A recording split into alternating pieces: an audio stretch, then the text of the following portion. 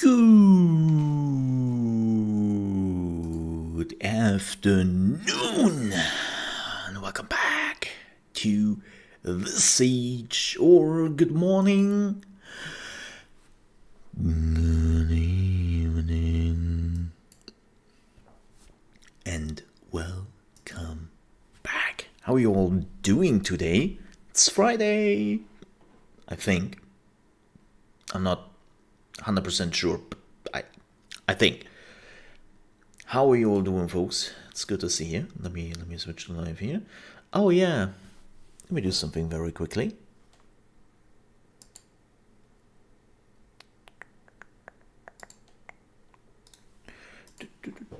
Give me just a second here. I always forget to set up the camera because dingus. Actually, not dingus, it's just I really have to look up what the issue is. But I haven't done that yet. Shows it doesn't annoy me enough.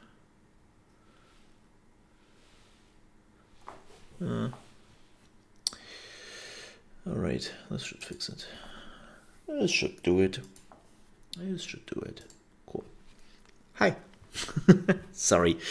Yeah, didn't set up the camera.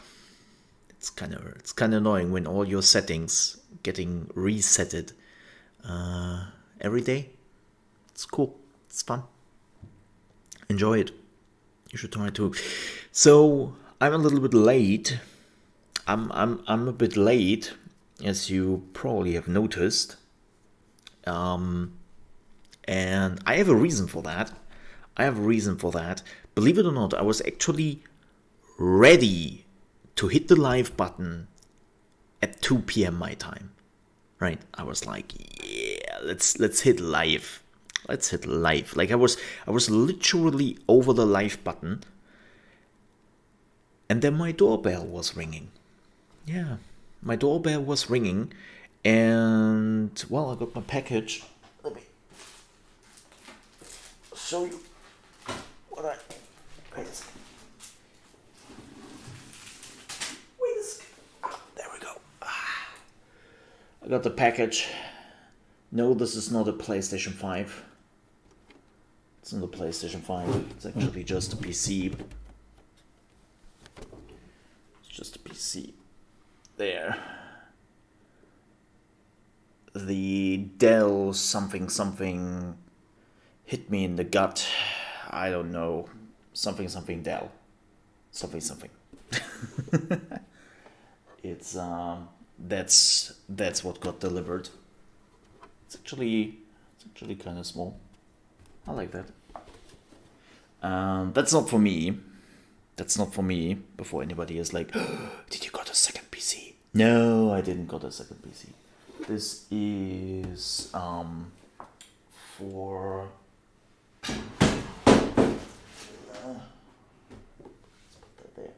It's for a friend of my mother, because she brought her PC to me. I need this controller in a few. She brought her PC to me like a few days ago, and I was looking into it. Because I tried to figure out why it wasn't working. And, well, it's the motherboard. The motherboard died. And the problem is that the motherboard and all the parts on that motherboard is 13 years old. 13. And even when the parts came out, they were not the top end parts. They were like the, let's put it down the ladder. So yeah, you don't get old parts like that anymore. And I was just like, you know what? Just buy a new PC for $300. Like if you were paying $300 for a PC, like that would come you much cheaper than like repairing that stuff. Like again, that motherboard was toast. So yeah, and that's the new PC. I just have to set that up, and then the person can basically catch it. Well, not catch it, but grab it. And yeah.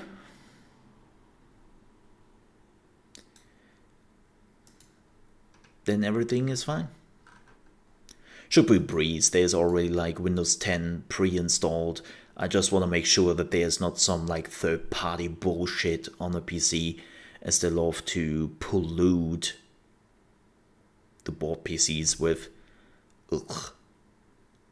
I mean, Dell is normally holding down on that, holding back on that a little bit, but yeah, they still pollute the PCs with that bullshit, and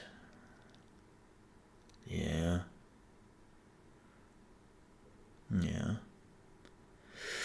Yup. I will do that over the weekend.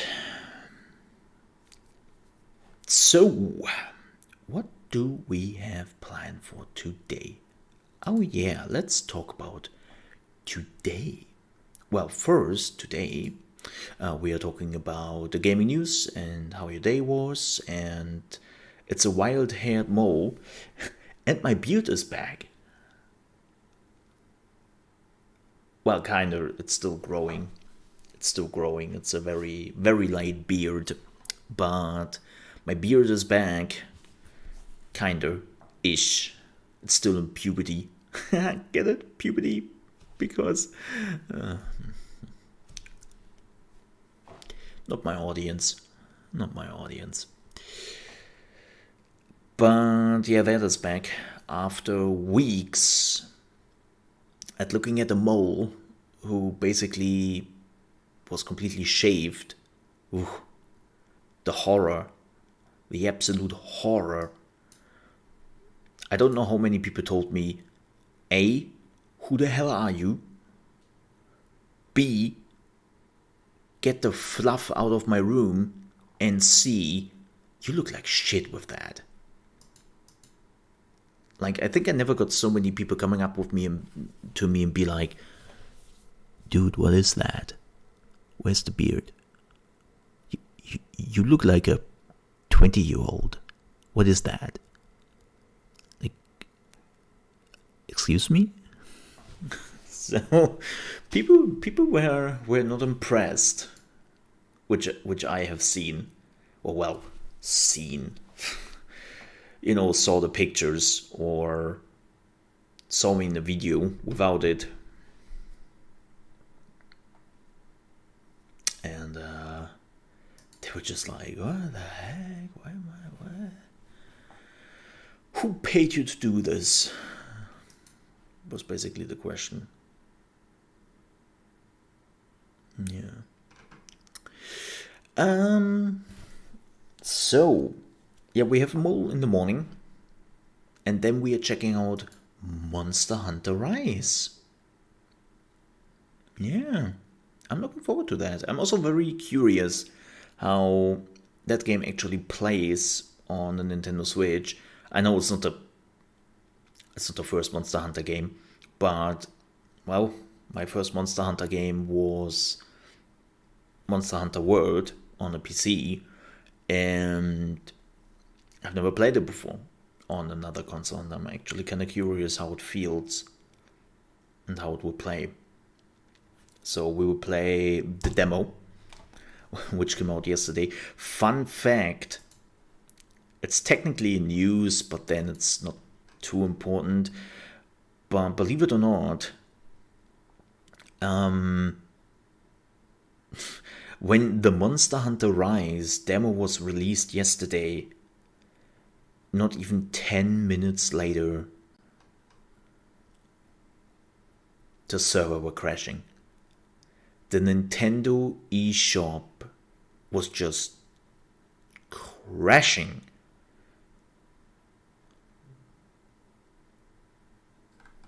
And yeah, the thing just died. It's like, what? Because of a demo of like a Monster Hunter game? Okay. That's interesting. Huh. I mean, I know that people love Monster Hunter. I know that people love Monster Hunter. And Monster Hunter World has done nothing but facilitate that love. So many new people joined the Monster Hunter ranks with that game coming to PlayStation, Xbox, and then PC, right? And so many new people just joined the ranks, and I can totally see that like tons of people were actually trying to download it, but that the Nintendo eShop is like going down because of that. Well, then again, it's Nintendo. Who knows what servers right off the 90s they're still using, because Nintendo always living in the 90s. Yeah.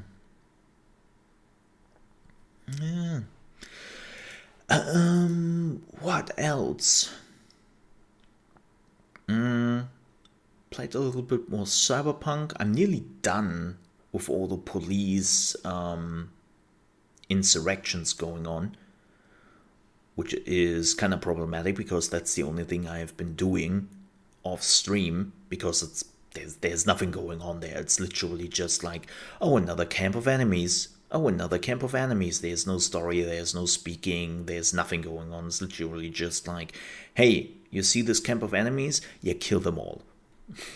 That's basically what I've been doing for the last 50 hours or so. Crazy. But I'm nearly done with that. And I'm like, I really have to push the game soon. Probably next week we will do like a big sweep of side quests, main story even.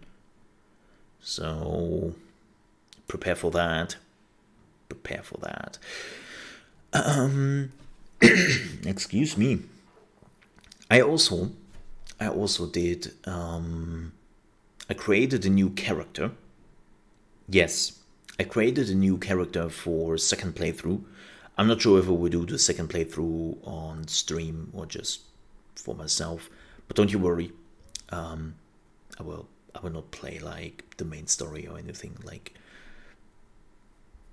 that. Second playthrough is really just there when we are done with the first playthrough, because I want to try some different builds. Like the second playthrough is a shotgun, heavy machine gun crafter, and I want to see how that goes. Like that's the idea of it, because the problem in Cyberpunk is you cannot get your stat points back. You can get your perks back, which you choose like for which talent you want to put them into. So you get back the yellow number, but not the purple blue number, whatever that is. So yeah, you don't get your stat points back, and which I find dumb. I'm sorry, I don't like that. Especially, this is a long game, and as much as I will enjoy a second playthrough, as much I have to say, when I already put 60 hours, 70 hours into a game, and the game basically tells me like, hey, yeah, if you just want to see a second build, please start again. It's like, yeah, that's a lot of time investment you're asking here from me. And I really don't understand why you cannot reset the stats. Like, you could even argue that resetting the perks doesn't really make that much sense, because you are getting infinite perks, right? Like, you are getting perks by learning by doing, right? So the stats are based on your level, where 50 is the max, and when it comes to perks, it's basically, hey, learning by doing, right? So it's weird that they're giving you the points back, or that you can reset the points, which are more or less infinite anyways. But the stat points, which are clearly limited, other ones you don't get back. It's like, huh? What sense makes that? That's weird. So yeah, I created a second character. This time as a street kid. And I have to say, now that I have seen all 3 starters, I have seen corpo, like a lot of streamers doing corpo. Our first character is Nomad. My second character is Street Kid.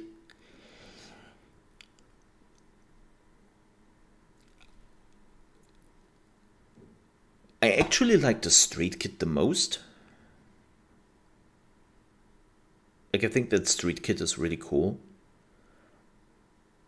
But it's also the shortest?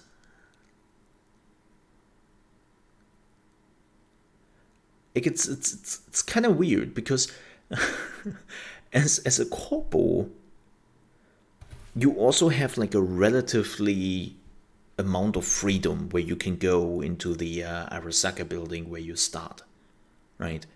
And of course, as a nomad, you can drive around, and you have this little city. Where in a street kid, you are not getting that choice.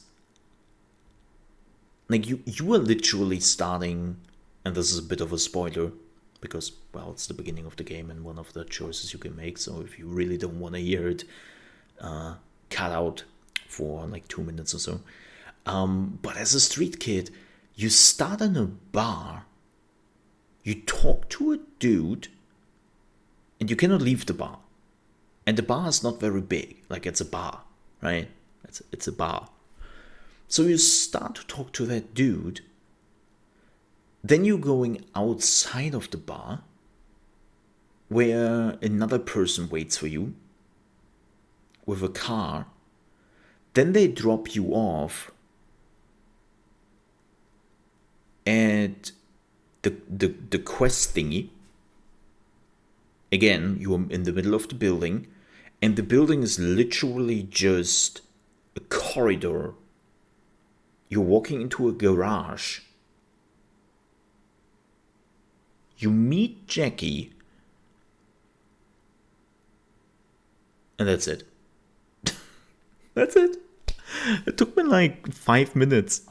And I didn't even rush it or anything. Like, I used all the answers. Oh, well, it took me 10 minutes, not 5 minutes, but 10 minutes.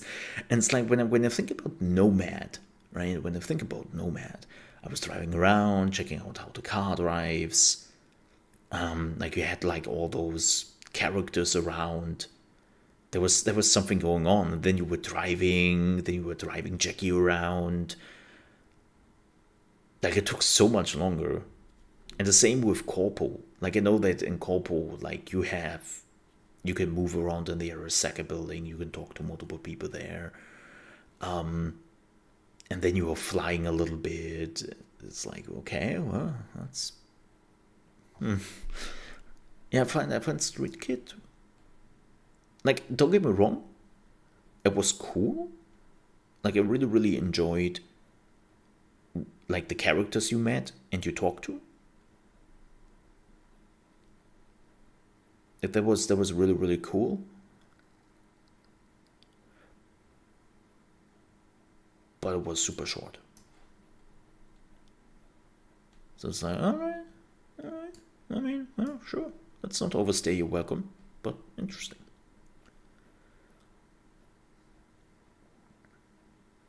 Also, it's kind of interesting how you meet Jackie. Oh, I have to sneeze, I think. Uh-oh. Do I? Yeah.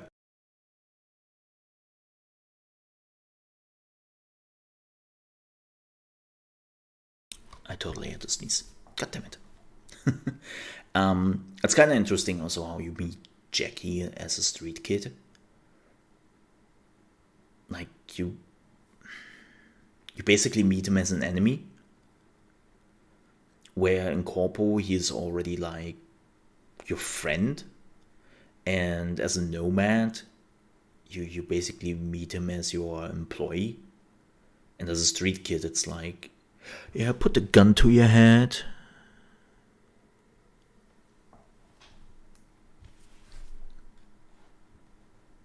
it's like, huh, that's an interesting perspective.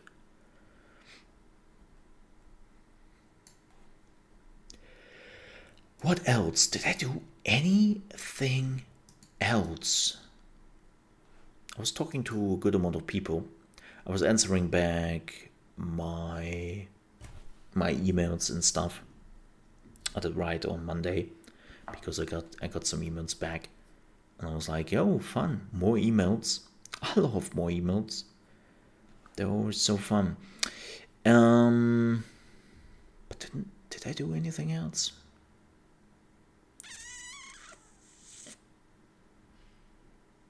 Oh yeah, I was trying to figure out for 1.5 hours how to send money from my bank account to PayPal without linking my bank account to PayPal. And I might say, huh, why wouldn't you want to link your bank account to PayPal? Because I wanted to send basically money from my private bank account, and my PayPal account has my business bank account, so that I don't mix them up. Right? I don't want to mix up stuff. Like everything I normally use about business is going to my business and then only to my PayPal and so on and so forth. Like to keep it clean. Because let's be honest here, the moment you are starting to mix your private bank account stuff and whatnot with your business bank account and stuff, have fun doing taxes with that. There's just extra work. And that's the last thing I want. It's just, I have done that in the first year when I was a freelancer or self-employed, whatever you want to call it. And I will never forget that. It was just, I bought this one. Was this for my business? Oh, I got this money. Was the business? Was the private related? Shit, I have to look that up again. Okay, let's see where this is coming from. I need the number for that. It's just like, you know. It's like, no, don't mix them up. Be smart. If you ever open up a business, get a business bank account. It helps so much. It helps so much. But yeah, I wanted to send me money on my PayPal account because I wanted to buy something. And well, they're doing PayPal. They didn't do like normal bank account stuff. And I was like, oh, okay, well, let's send money from my private account over to PayPal. And finding that, how you can basically send. So the TLDR is finding a way to send money from your bank account to PayPal without linking the two accounts.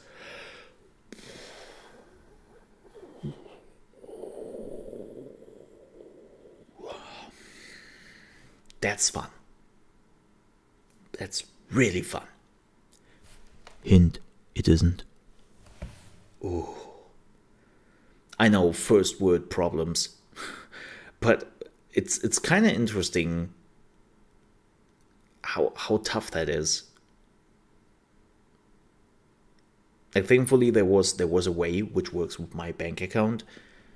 Like it's officially supported, so it's like, okay, well, you could have put that somewhere, bank account. Like I was looking on my bank side, right, on my bank internet side.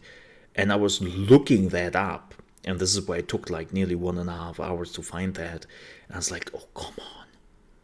Really? You were hiding that between like who knows how many links? Like even when I was Googling for the information, they were just like, yeah, we can do that. I was like,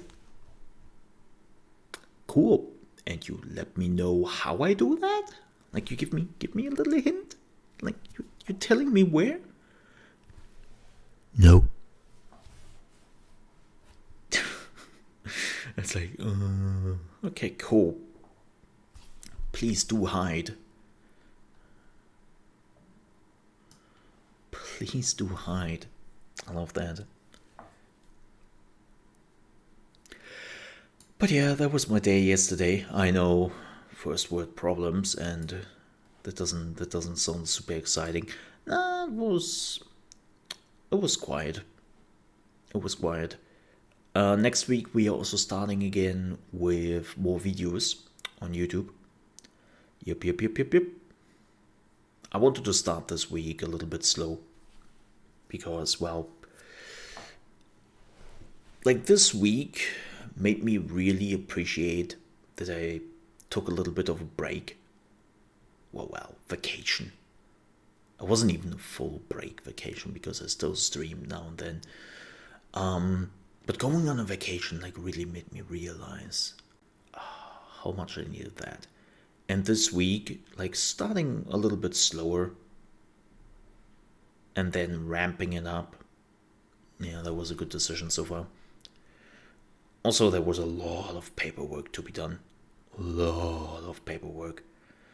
You won't believe how much stuff is just like, even for like a relatively small business or, well, stream or whatever you want to call it, in comparison to some others, like the amount of emails and stuff you just have to check, especially when you were on vacation for 2 weeks and it was between the holidays and things are just piling up.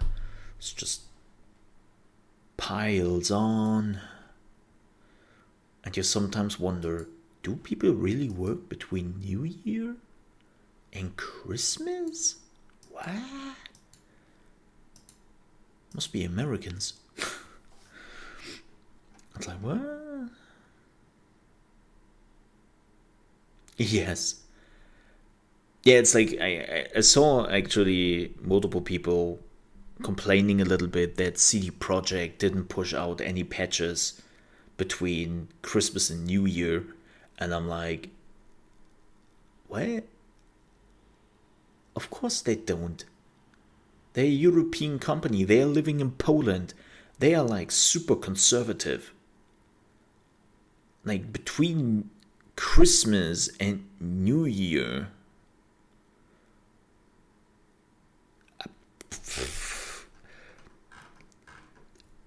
no. No. Does not compute. Does not compute at all. Like, whoop. That was the wrong bottle of the two.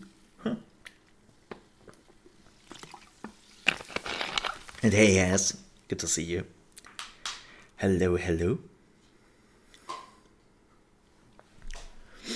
Good to see you. How are you doing? Good morning. But yeah, it's like, most people do not work here between Christmas and New Year. Like, and the people who do work between Christmas and New Year,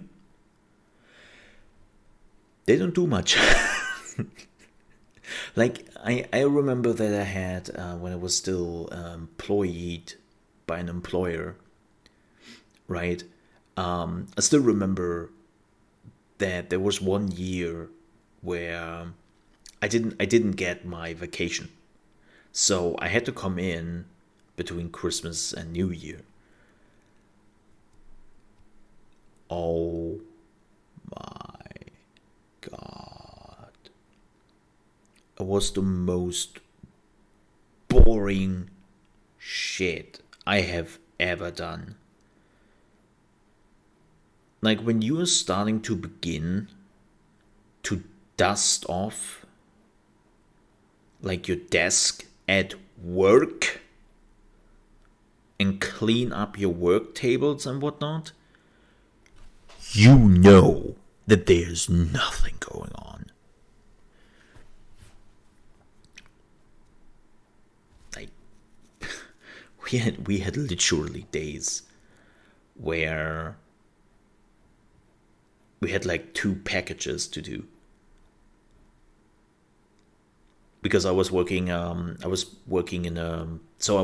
logistics, right? And I was working in a special department for telephone and server technology. So we were basically shipping telephone servers and normal computer servers, right? And normally we get, how much do we get? Normally we got like 10 servers a day, which is quite a bit because you basically have to like they were custom configured. Like everything in those servers were custom configured. And we were next to the production line. And preparing 10 servers for to be moved around, especially when they did go into faraway countries like Asia, Middle East, or even America, there was like a lot of work to be done. Because there are some laws and whatnot. You know, unimportant. But if we got like 10 servers, that was actually quite a bit. There was actually quite a bit per day. And we had literally days between New Year and Christmas where we got 1, maybe 2. And it's just like after 3 hours or so, we were like, all right, what are we doing now? So, you know, and you couldn't leave early because nobody knew if like an emergency package would come in. Of course, nothing came in because, well, nobody is working. But it's like, all right, well, I guess I'm reading Twitter. I guess I'm reading the internet.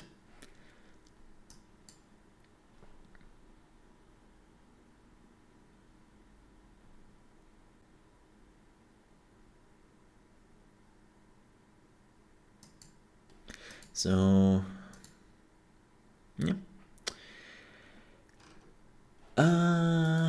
What else? I don't have really anything else. I don't have anything else. Yeah. Let's jump into news because I also want to check out the new Monster Hunter game, and we have to go through the news. Yes. Yes, let's do the news, shall we? Because we have a few. And I would say we are doing that.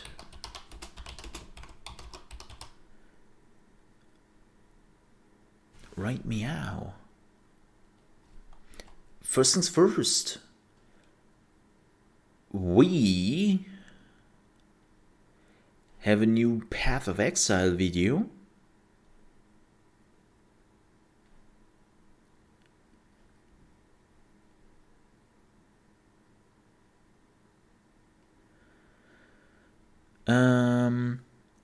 Let's watch the trailer first. Or is there, wait a second, is this?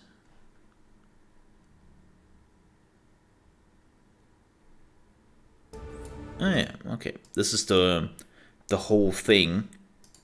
Let's have a look at that. Let's have a look at that. Wululu? Beware what you ask, nomad. Curiosity is a charming trait until it is not. Curiosity. Information will be volunteered, not coerced.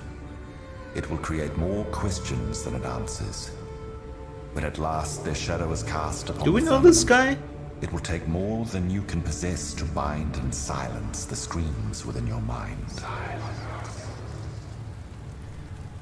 Do we know this guy? I don't think so. Doesn't ring a bell. Hi, I'm Chris Wilson from Grinding Gear Games. Thank you so much for joining us today as we unveil Path of Exile's 3.13 expansion. This release contains everything you've come to expect from a Path of Exile expansion release.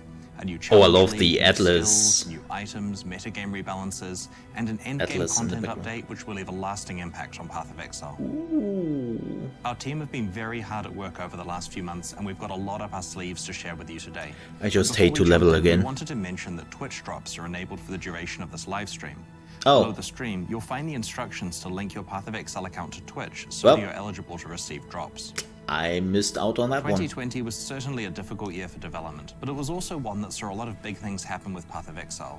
In late 2019, we held our first ExileCon convention, where we announced several projects, including Path of Exile 2 and Path of Exile Mobile. Throughout 2020, we developed 4 major expansions: Delirium, Harvest, and Heist, as well as the one we're going to unveil today.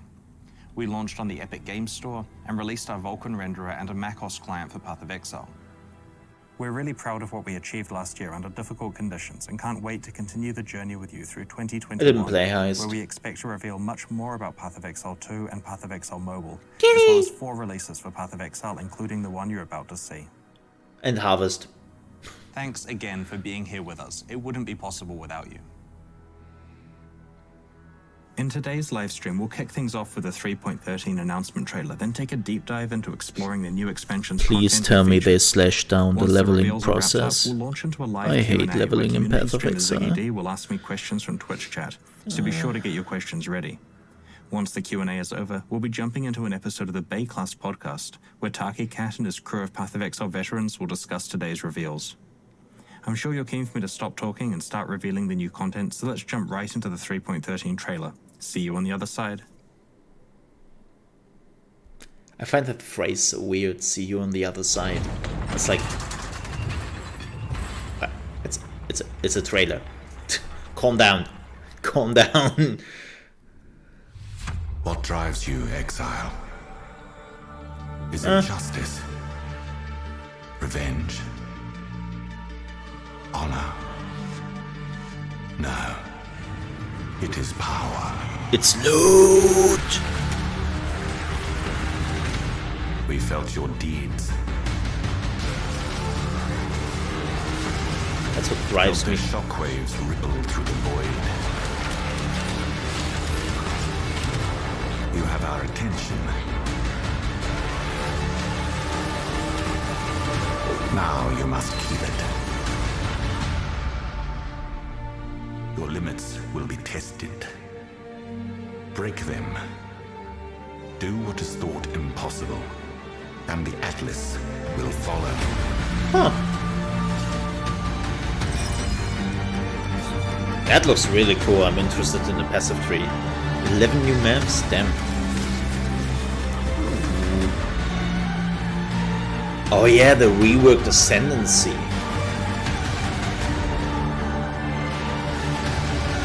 Right. Sure.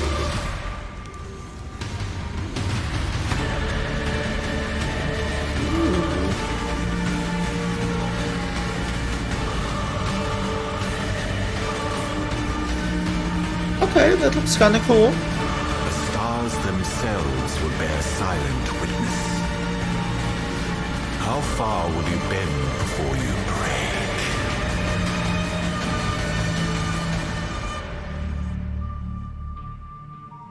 January 15. Damn. That's next week. I think that's next week. That's one of my favorite Path of Exile trailers. We've released, like 35 trailers so far over the last decade, and I still get shivers watching each new one. Props to our video guy Eben for great work as usual. That was pretty there's cool. a lot to cover based on what we've just seen. Let's get right into it. In 2016, we introduced the Atlas of Worlds, a formal progression system for Path of Exile's endgame maps that culminated in a pinnacle boss fight against the Shaper.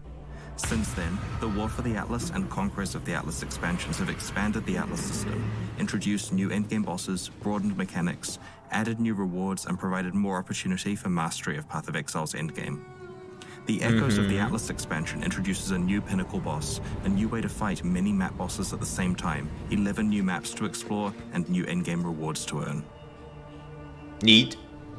Just a few map tiers into Echoes of the Atlas, you will begin to encounter an NPC called the Envoy.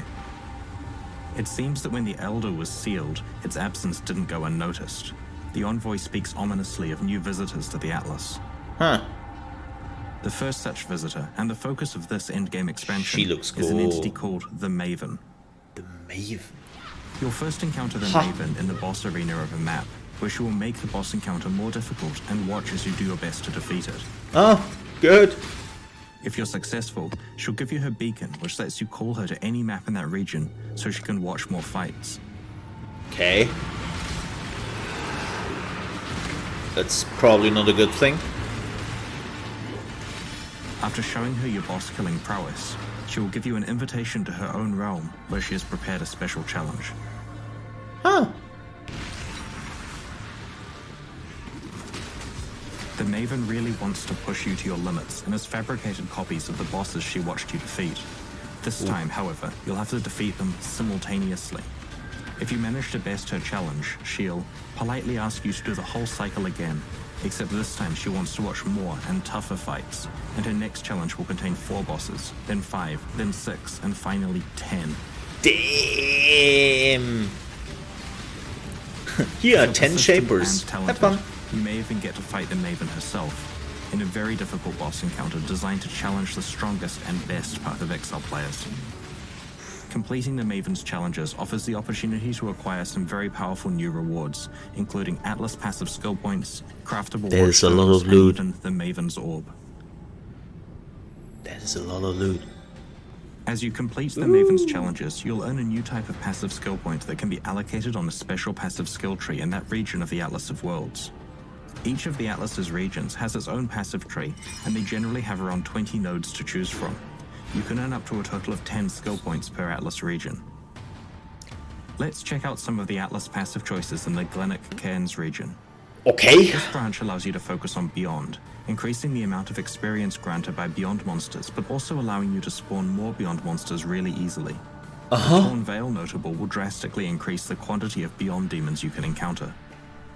The Legion branch has a notable passive which increases the amount of time you have to break enemies out, and makes it easier to break them out. It's an example of a skill that you could invest into while you're weak, and then remove it later once you're more powerful. And yes, as I implied here, there is an orb that lets you refund Atlas passives. The Incursion branch allows you to more easily get higher tier rooms in the Temple of Atsuatl, and helps you make a definitive decision on whether to swap specific rooms. On the Ambush branch, the tamper-proof notable passive upgrades all strongboxes to be rare and corrupted. This synergizes incredibly well with the Ambush Zana mod or Prophecies of Monstrous Treasure.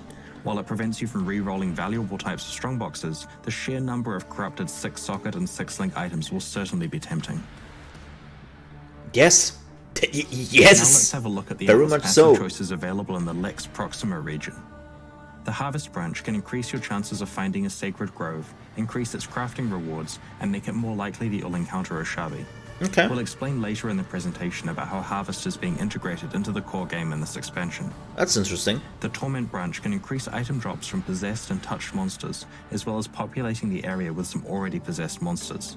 These synergize quite well with the Sextants that guarantee a certain amount of rewards from possessed monsters. The Delve branch can increase your Sulfite gains, grant more Master Favor, and grant more Nico Master missions. The Sulfite Infusion notable passive grants Sulfite for defeating map bosses, regardless of whether the area has Nico present. This means that you'll be constantly gaining Sulfite for every map you do in a region, which is a great strategy if you're not already using Sulfite Scarabs aggressively. Okay. There are also breach passives, which increase your chances of encountering a breach and ramp up the difficulty and rewards of your breaches. Naturally, new endgame content means new endgame rewards. Watchstones are an endgame item that can be placed in the Atlas of Worlds to upgrade a region's map tiers and add new base maps to that region. There are 2 types of existing watchstones: quest item ones that can upgrade a region and can't be traded between players, and unique ivory watchstones that provide special bonuses and can be traded. These unique ones are consumed after a number of maps are run. The Echoes of the Atlas expansion introduces 3 new types of craftable watchstones: titanium, chromium, and platinum. Like regular watchstones, these never expire, but unlike regular watchstones, they can be traded and crafted. They are found quite late in your progression through the Atlas. The eventual goal is that you replace all of your base quest item watchstones with new craftable ones over time as you upgrade your Atlas. Each of these 3 types of new watchstone has its own special mod pool, but there's also a shared mod pool that they all draw from. Like flasks, they can only be normal or magic. You can't find or craft rare watchstones. Because you can have up to 4 watchstones socketed in a region, up to 8 mods can affect that region, and some quite large bonuses to specific content can be stacked. Damn. When combined with the Atlas passive trees, these really allow you to optimize what content you encounter and the rewards from that content. The Maven's Orb is an endgame crafting currency item that can only drop from the Maven herself. That makes sense. It allows you to craft influence modifiers when 2 or more are present on an item by removing one modifier and upgrading another. When upgrading an influence modifier of the current highest tier, it upgrades to a new elevated tier that can have additional properties. This Foul Regalia has 2 Crusader influence modifiers on it, the percentage increased intelligence one and the physical damage taken as lightning damage one. When we apply a Maven's Orb to it, it randomly removes one of these mods and upgrades the other one to become an elevated influence mod. In this case, it upgraded the increased intelligence mod to also have +1 to the level of socketed intelligence gems. That's some gambling. The influence mod was removed. This opens up a mod slot, of course, so it's now possible to add another mod to it. Let's YOLO exalt it for good measure. Maven's Orb crafting is only going to be performed by the upper echelons of elite players, and pushes the boundaries of the best items that are possible in Path of Exile. One of the things that players look forward to in an if you're looking for a TLDR right now, farm. Covering a wide variety of environments. Grind that maps and grind them good. Let's have a look at 4 of these new tile sets. That's basically the TLDR so far. You better grind that farming and grind it good.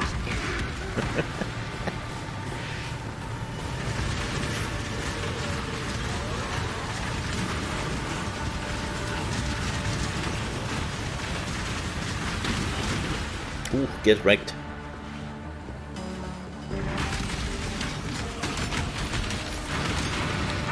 I mean, you only get the Atlas when you play through the quest. So good is that the environment art tile set and level design teams working on them have been doing so much work on Path of Exile 2 recently.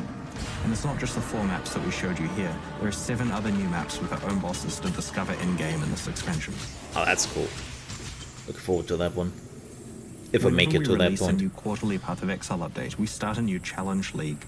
These are essentially a fresh server to play on for that expansion launch, where players explore the new league mechanics, rush to conquer the new economy, race to level 100, and try to get the best items before their friends.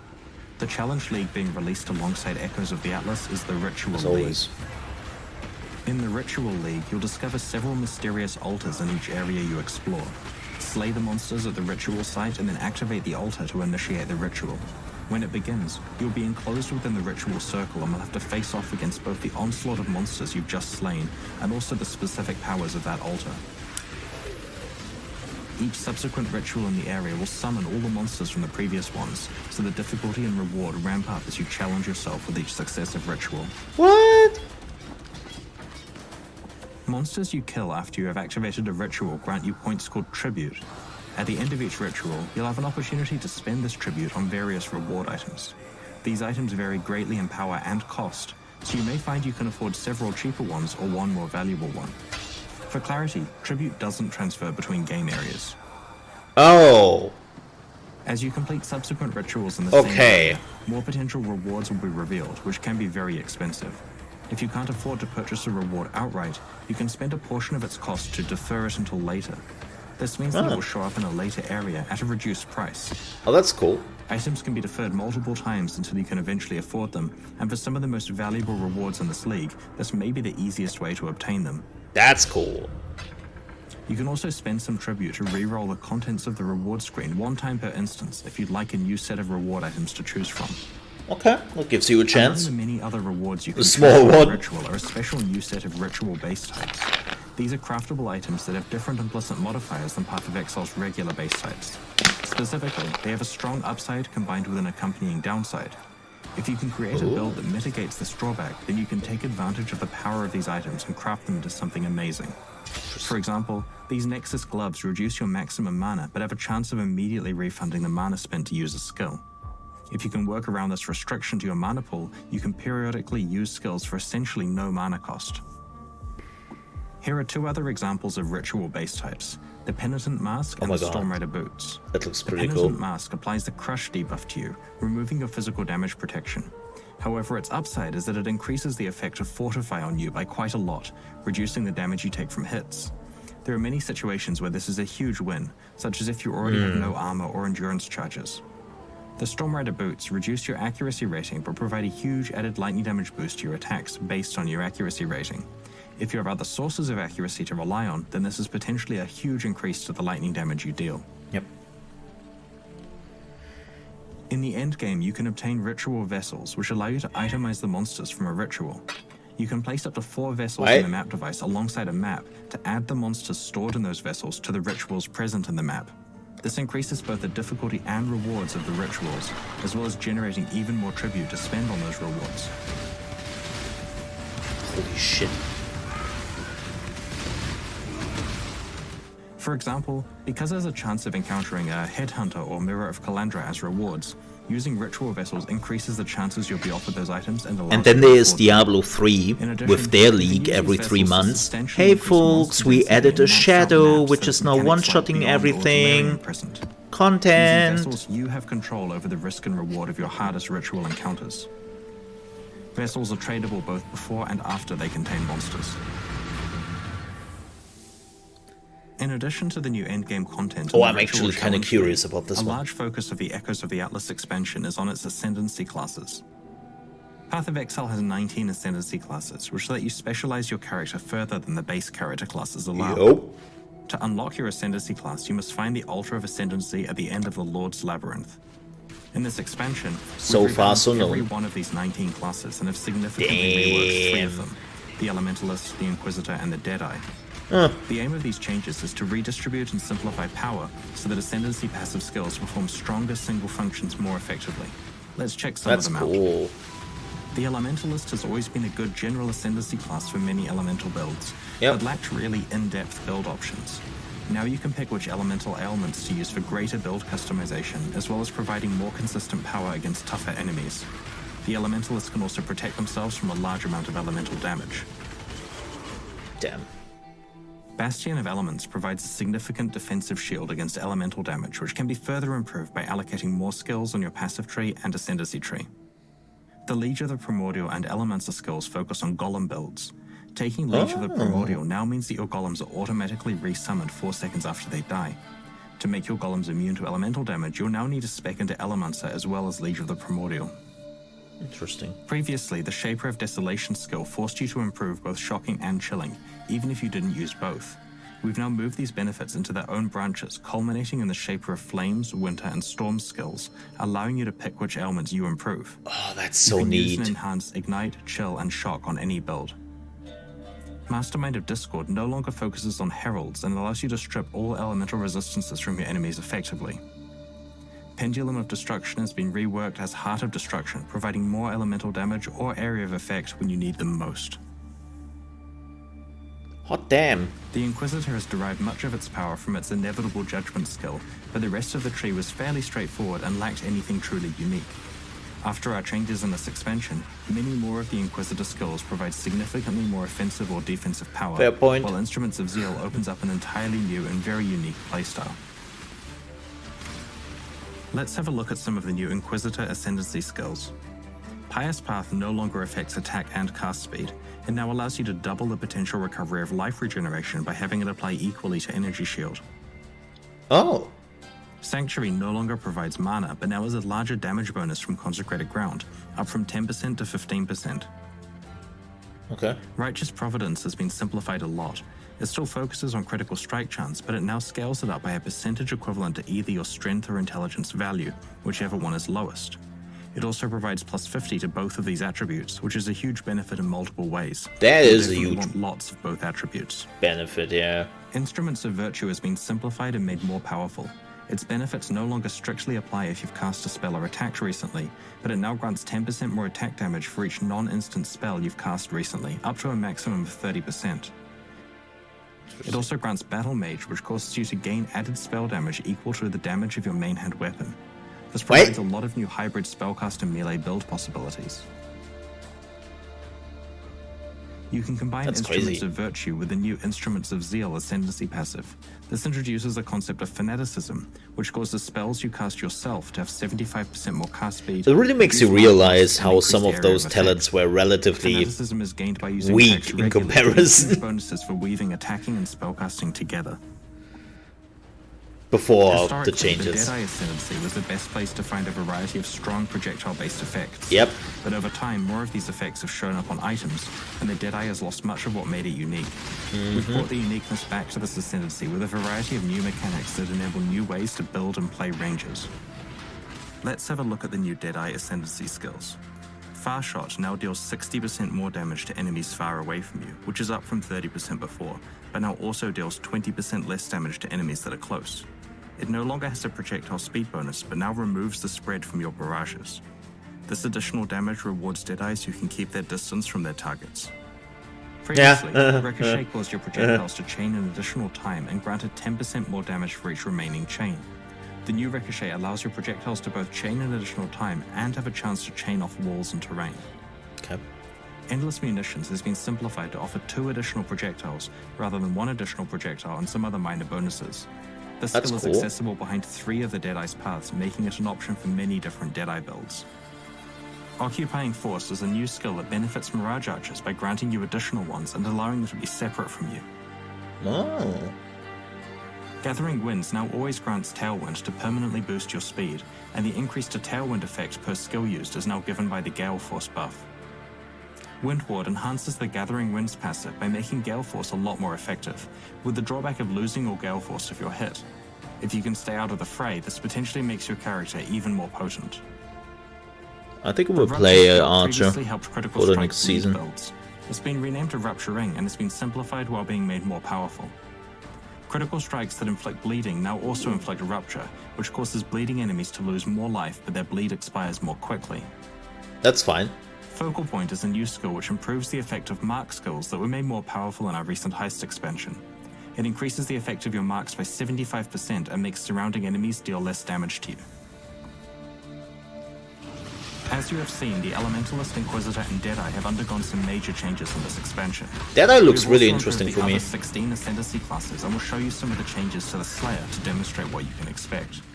Some Slayer effects were much stronger than others, limiting build choice. We've now provided more power, spread out over a wider selection of passives, while allowing easier access to the Slayer's special leech mechanic. Brutal Fervor and Endless Hunger have switched places on their Ascendancy branch so that Life Leech is more accessible and can be further improved by speccing into Endless Hunger. Okay. Masterful Yeah, a lot of people were going there for the Life Leech. Equal to the number of Frenzy charges you have, but now grants an additional Frenzy charge instead of increasing endurance and Frenzy charge duration. Overwhelm's base critical strike chance for attacks with weapons has been increased. Hopefully you now have a good idea of the scope of changes that we have made to the 19 Ascendancy classes. While the biggest changes to the 3 we're heavily revamping, the Elementalist, Inquisitor, and Deadeye, all of the others have received at least numeric attention also. We believe that the new design philosophy for Ascendancy passives makes them easier to understand and that they are a more concentrated source of power. We look forward to revealing the rest of the changes next week. Like with improving Ascendancy classes, adding new skill and support gems to Path of Exile helps create new ways to play. In Echoes of the Atlas, we've introduced 2 new gems that provide versatile ways for you to build powerful new characters. These are the Hydrosphere skill gem and the Trinity support gem. First, let's have a look at Hydrosphere. This skill summons a huge sphere of water that you can move around to crush enemies.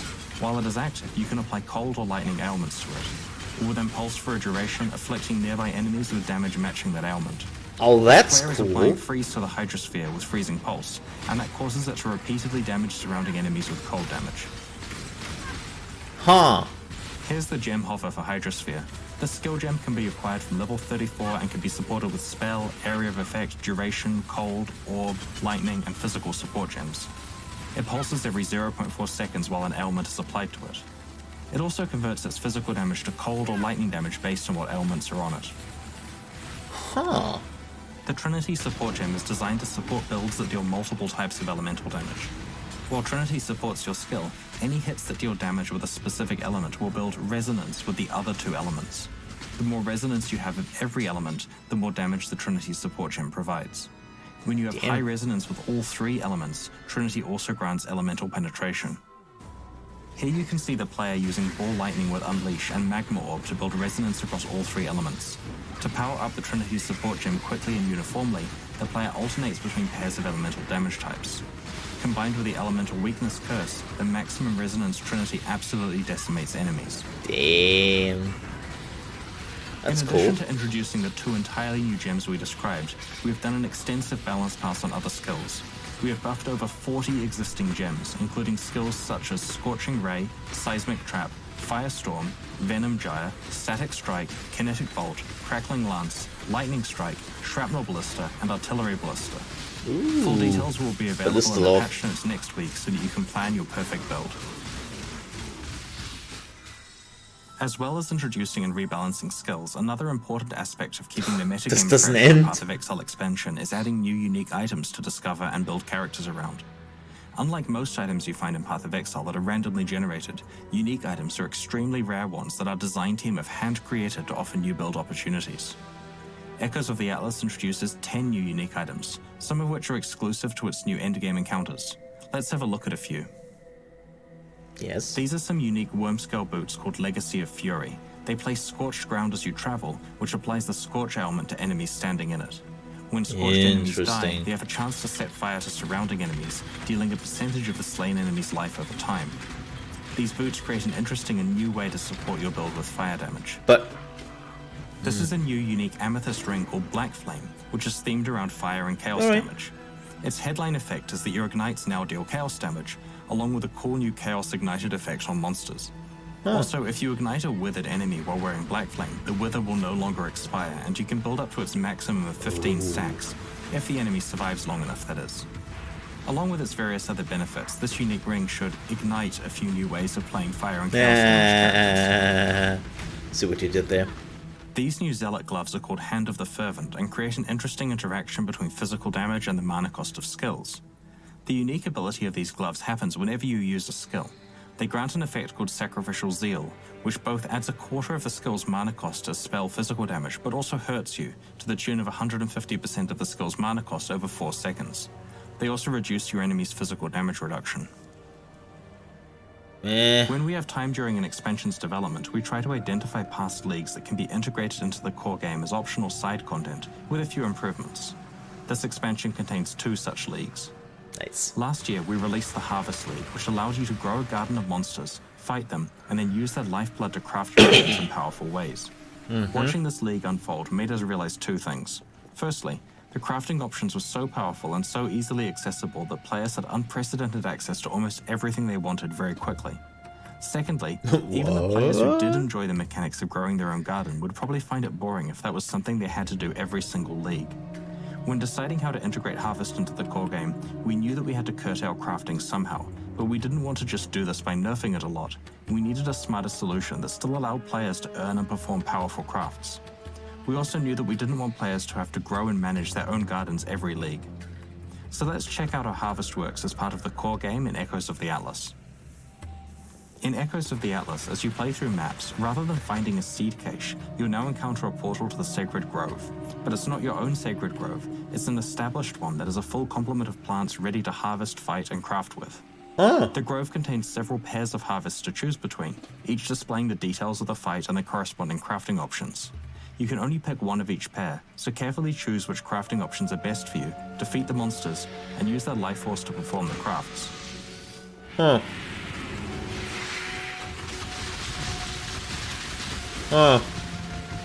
If you're strong enough to kill the monsters, each grove represents quite a lot of crafting opportunities, and you can save up to 10 crafts for later use at the Hoarder crafting station, which is now available in your hideout.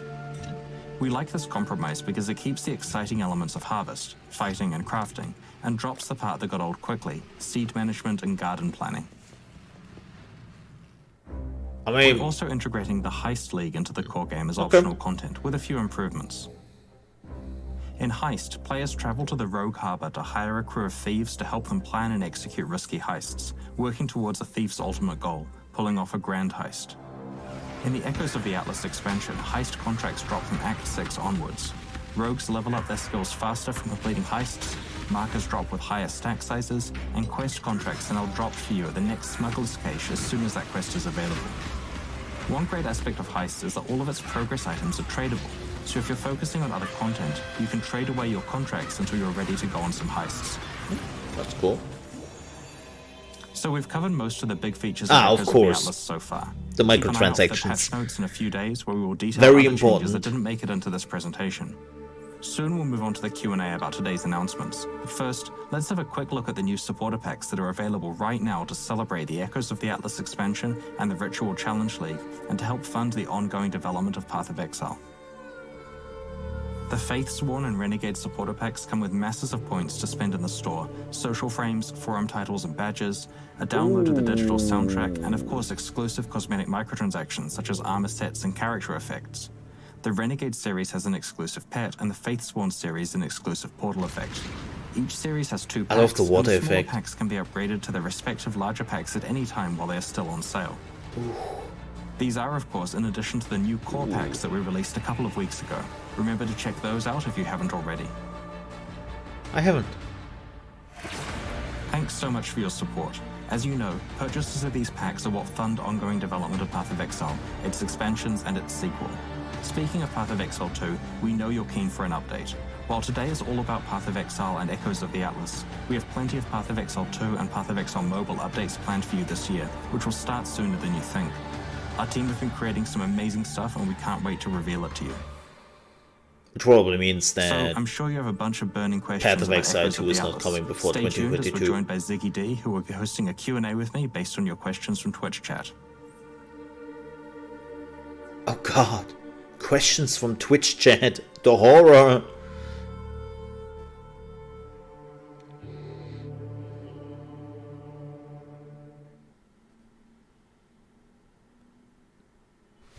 I think that's it.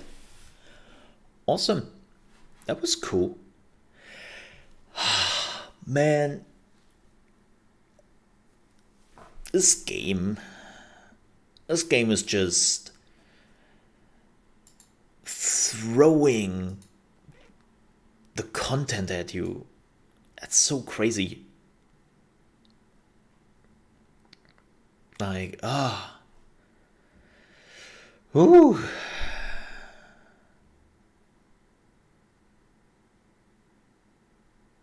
It's, yeah, man, I don't really know where to start. It's just like so much of like everything, you know? It's like the new Atlas stuff, the passives, the rework of the Ascendancy classes, like the maps, of course, like so much. Woo! Like, woo! It's hard. It's hard.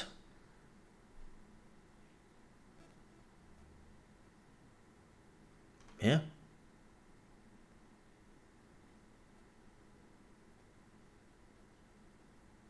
It's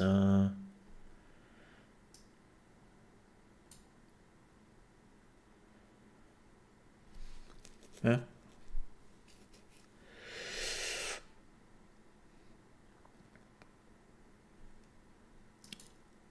I'm looking forward to it. I will probably check it out.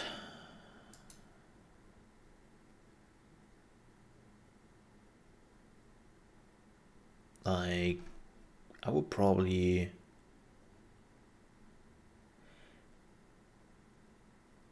check it out.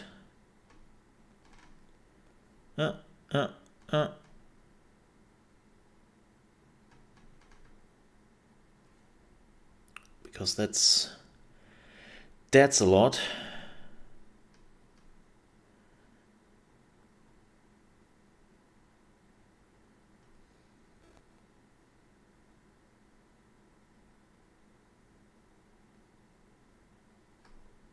So cool.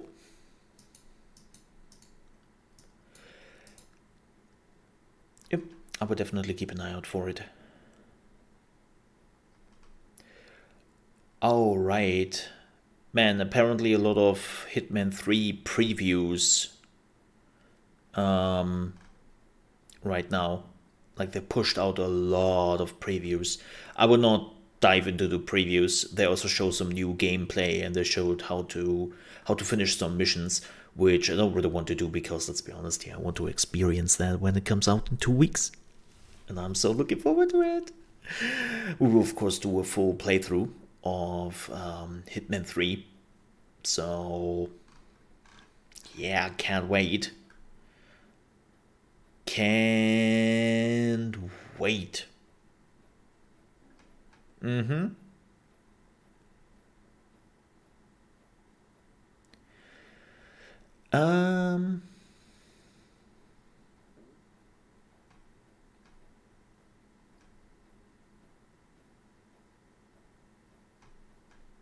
What else? I would say we are jumping into more gaming news. Yep, I would say we are continuing the gaming news. How about that? Oh yeah. It's not really news. I just found it hilarious, and I was like, you know what?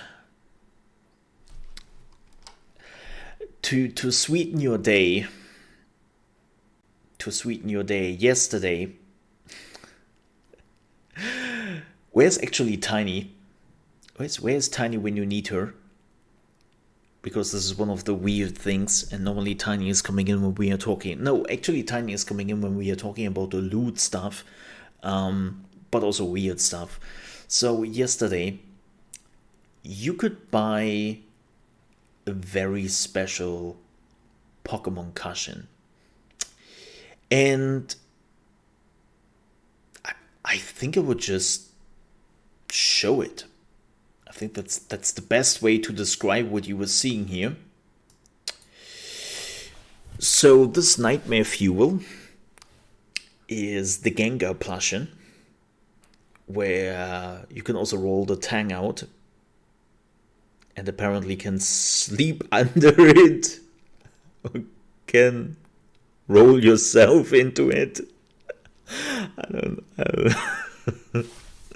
But it apparently also functions as a cushion, where you can just, like, you know, do the things, or whatever that is.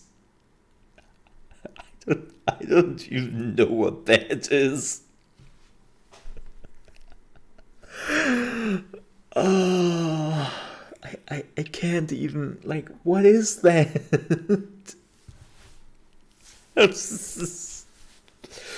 Bravo. Azeroth, thank you so much for Elixir. I have to learn the names. The Elixir, thank you. I want one. No. What is he even doing there? It's like he's ready to get beheaded or something. I don't even know what that is.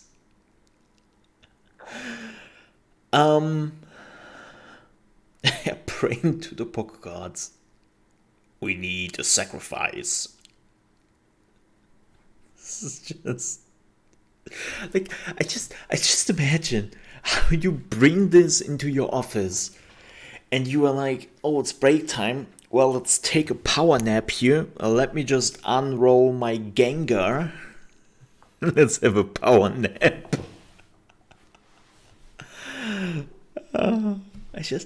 I just imagine. And you know what the worst part is? Because Katie says he wants one. They were sold out after 2 hours. They completely sold out. Yeah. And I'm like, what? What? But why? I don't ask. Japan, ladies and gentlemen, never change. Oh, well.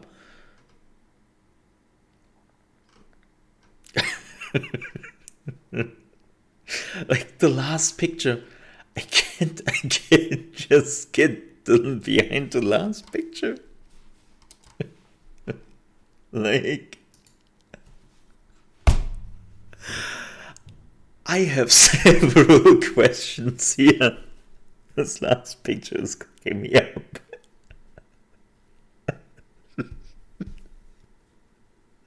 Like, think about it. You doing this, and your colleague is coming into your office and sees you doing this. This is just like...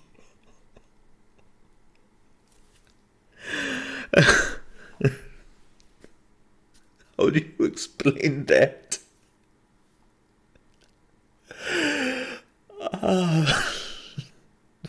So, what are you doing there, pal? Just taking my power nap here. Also, kill me, please.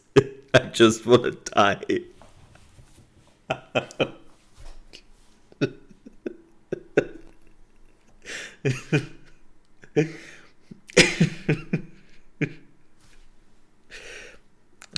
I'm sorry, sir. The manager is occupied. And then you just see how the person is moving aside and is like...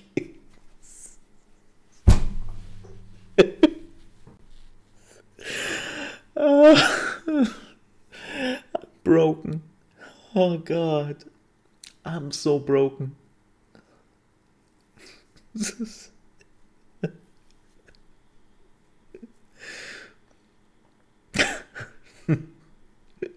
Or you have those meeting, those higher up meetings, and then the person's coming in and is like, and now the CEO of Nintendo. And you just see him doing that.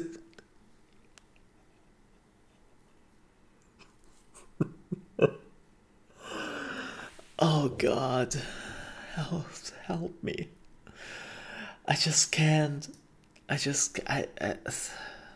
man. I don't know.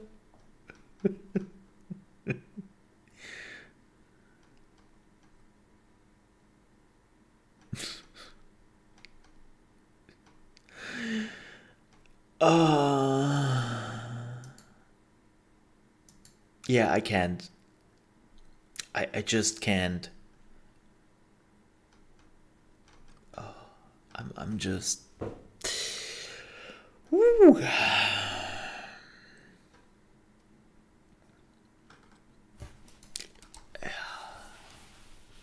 2021 hits differently, that's for sure.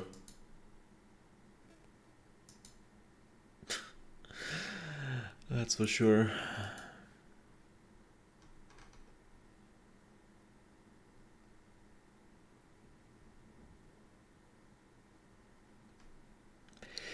So...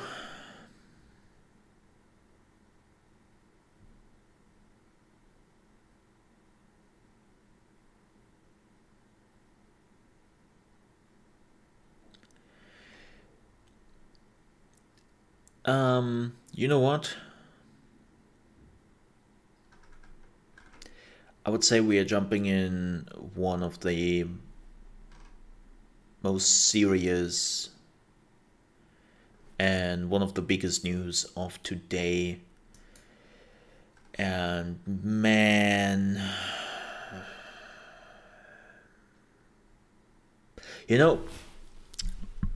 we talk about a lot of Vampire the Masquerade 2 and how that game is a mess in development right now. But we completely forget about another game which has been in development hell for years now, and that is Dying Light 2. Now keep in mind, the last video we saw of Dying Light 2 was 2019. Yeah, I kid you not. That was when they basically showed up like a lengthy gameplay behind the scene thingy. That was basically like the last official thing. And man, it didn't go well since. It didn't go well. First, Chris Avellone was basically removed from the project because of his sexual misconduct allegations. And now, after 22 years, art director and writer Pavel Zellinger has announced his departure, not just only from the game, but also from the developer Techland,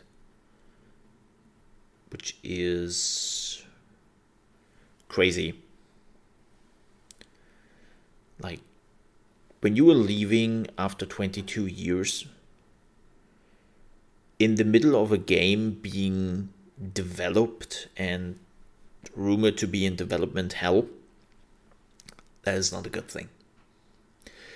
I know some people would now say, well, it was just the art director, they're probably all done with the art. Here's the thing, we don't know that. This is just assuming, but it is the art director, and they're doing more than just art, but he's also a writer. And keep in mind, if somebody has been working for 22 years at the company, that person, especially in a leadership position, like no matter if it is art or whatever, like that is still very, very important to the company, right? Like that is still absolutely important, because those people have done a lot of development. They know the company in and out. They know the people who are working in the company in and out. They can be, even if their department would be done with working on the game because all the art is finished, they can still be mandatory in just helping to move the development along, and, as I said, being an important puzzle piece in how people work together.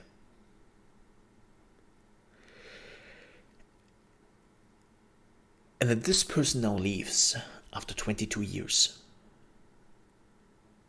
in this very uncertain time of the game, that is not a good sign. That is not a good sign. Like, I mean, not that the game didn't need any bad signs anymore. Like, they had tons of bad signs in the last 2 years, right?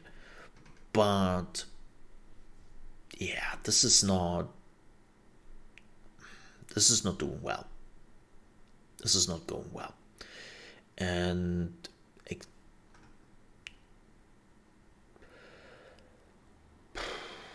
it makes me really fear for how the game is going. Like, unfortunately, games having troubles in development is not necessarily new. Like, a lot of games have those issues, and there are always issues in development. Like, the amount of games who unfortunately had smooth development, it's not that big. So there are always like some smaller or even some bigger issues. But people leaving when those issues are present is basically a sign of, I give up. Like, I have done everything I could, and I feel like I cannot really contribute anything to this anymore. And I waste my time here. Or, well, I waste the time of the project or whatever. And again, that's never, ever a good sign. Because we don't even know when Dying Light 2 is coming out. There was a release date last year, right? Like, hey, we have this release date somewhere in 2020. Forget about it. That ain't gonna happen. And it's like,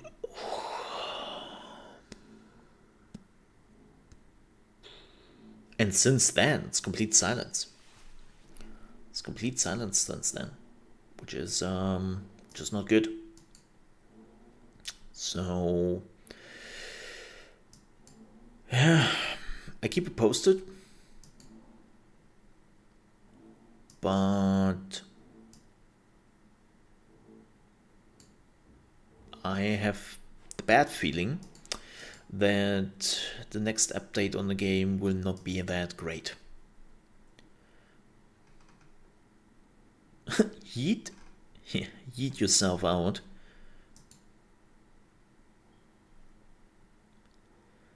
Yeet, yeet. Yeet, yeet. Mm-hmm.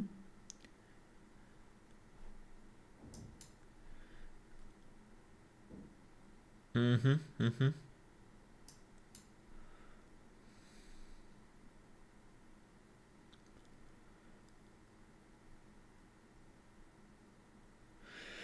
Oh, Ryan.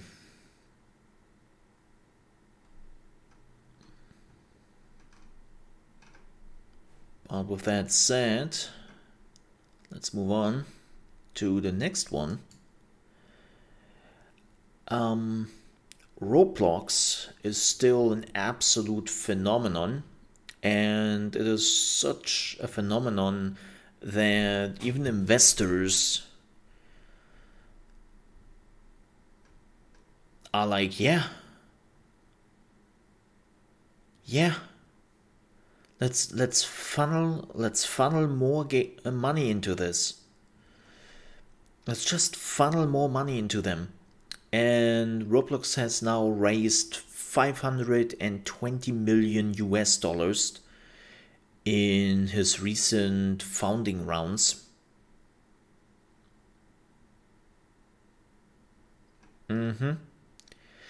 And in its Series H founding valuation, Roblox was valued at $29.5 billion US, with its stock as a purchase price of $45 per share. So Roblox is just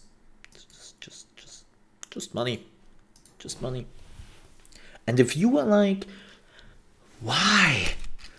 Look, man. Look, if you were asking the question,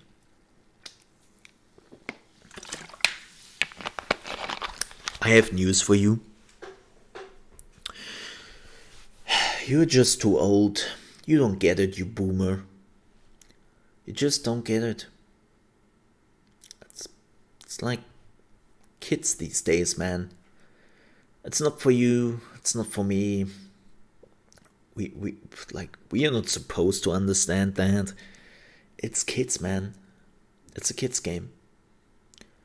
And some weird and creepy adults. But no, seriously, like if you have to ask the question why Roblox is so successful as it is, the unfortunate answer to that is you were too old. Don't bother. Just roll with it. So, yeah.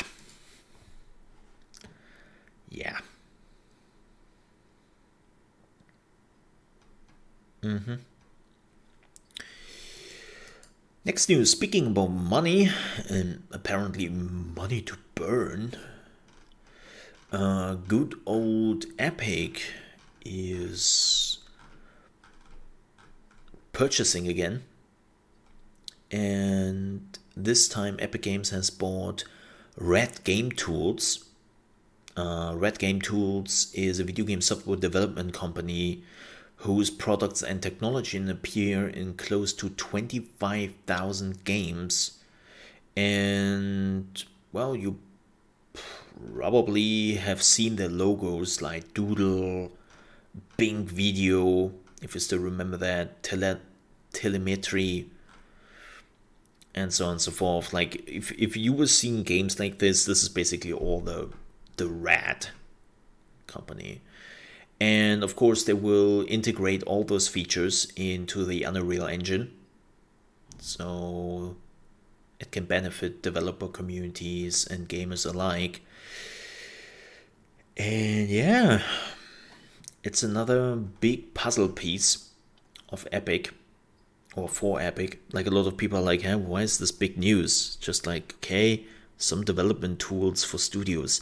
Yeah, the problem is just that those development tools are used in a lot of games.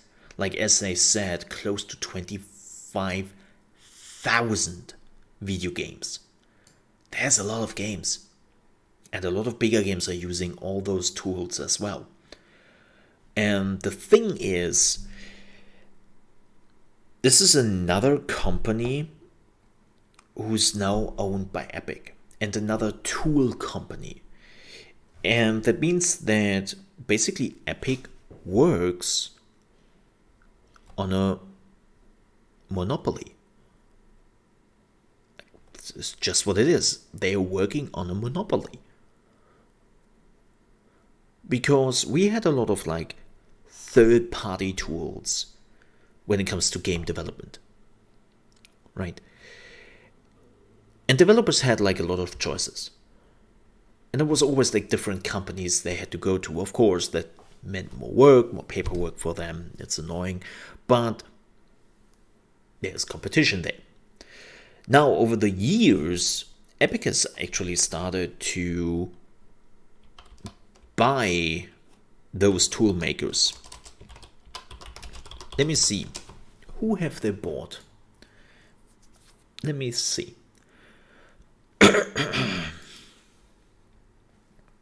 Let me see. Epic Games. So, let me see.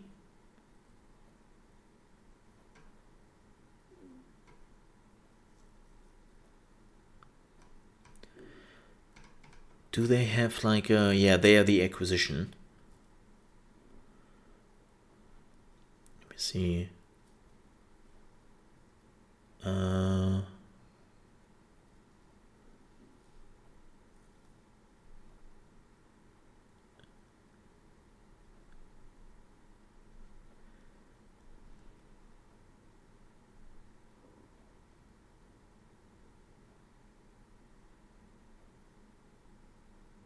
This is the investment.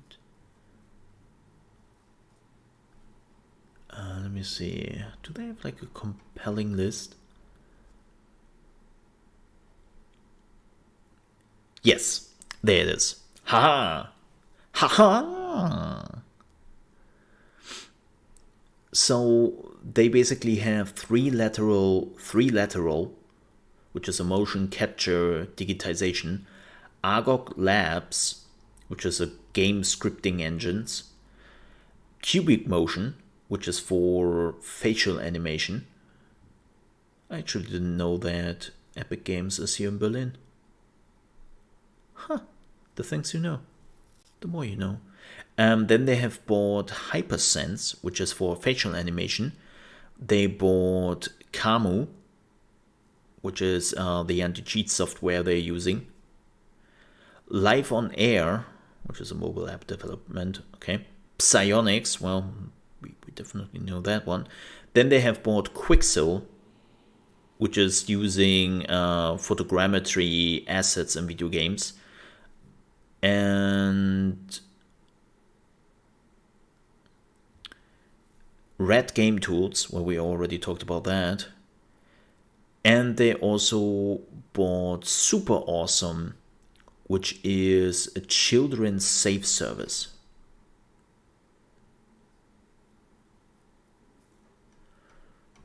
Yep. So they're buying a lot of tools, of course, for their own games also. But a lot of those companies have a lot of tools they're offering. And yeah. This is another piece for Epic having all those tools. And at some point, if you want to create a game, you just go to Epic. I mean, that's the plan. Like, come to us because we have all the tools you need.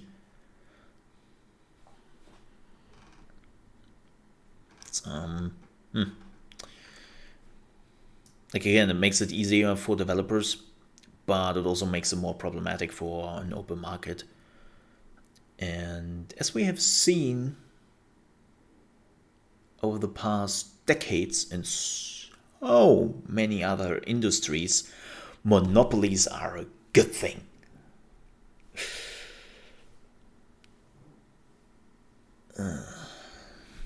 Yeah.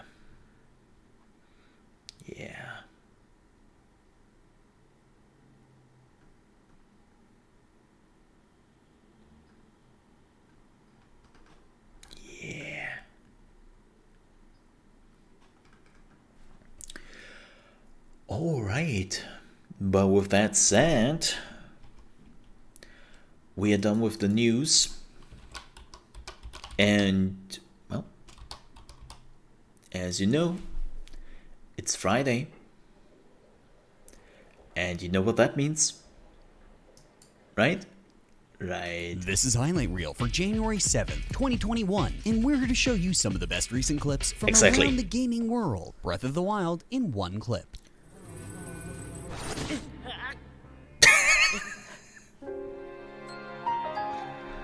In Rocket League, patience is a virtue. Checks out. That's always how I envision Breath of the Wild. Wow! Oh my god! In Destiny 2, clean.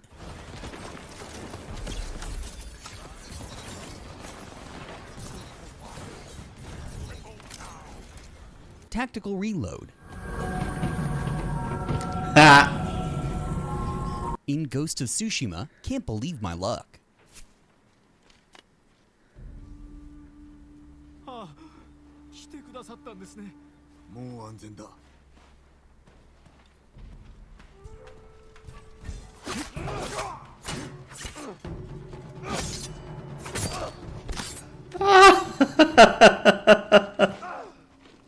In Genshin, I love the delightful music here.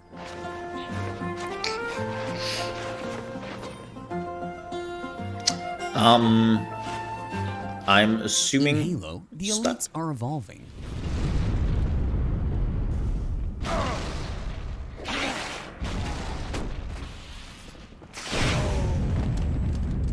In Spider-Man, what was in that cake?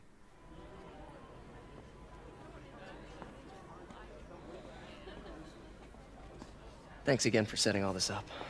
Oh, I just wish I could do more. Well, May's always told me if you help someone, You help everyone. Yeah, maybe we should send May to City Hall to have a word with the mayor. Oh, I gotta run. Thanks again for the party and everything. It really means a lot. In Valorant, I think I hear something. Placing sentry. Can you go here, John? Are you seeing someone go here? There. Where? Stop. Where? Up there, can you stop? What is happening? What is that? I'm Wait, deadass. I'm I think he asleep. fell asleep. Wait, what? Wait, I am deadass. He fell asleep. Wait.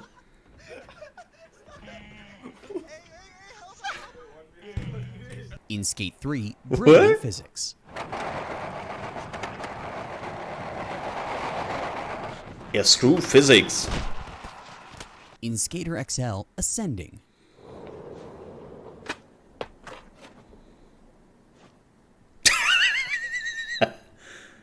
This is pod racing. I'm like a bird. I want to fly away. I mean, skating.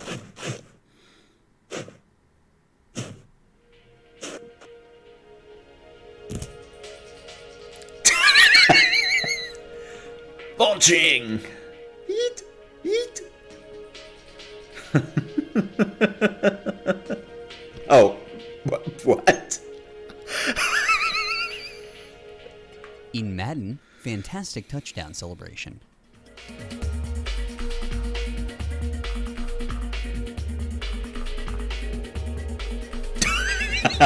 In Just Cause, I'm taking him out. No more games! I'm taking him out! This ends now! No more games! I'm taking him out! In Tarkov, Serpentine. Teach him that it's not okay to have to run. Really? Oh my god, why does this look so pixelated, everything? Really? You know I show no mercy, Henry. Oh my god. Honestly, couldn't have picked a better time to get a helmet. What's that DLS? Maybe that was DLS they were using. Oh my god, he's just trying to take a smoke. In Fallout, the shot ends up paying off. Yeah, that was... Oh, come on! In Assassin's Creed, the magical zipline may be gone, but not spiritually.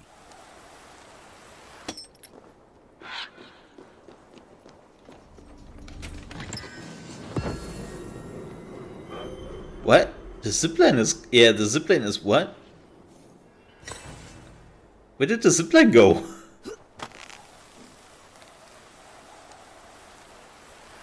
I believe I can fly. What? Sound the horn.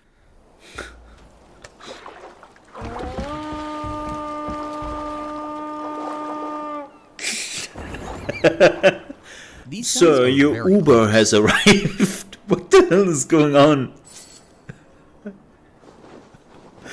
Those are some very close friends.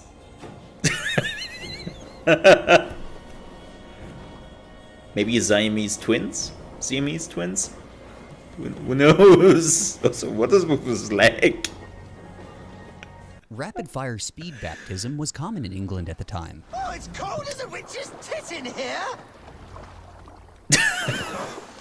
God's truce! Fie on you! Oh, what infernal wakes me?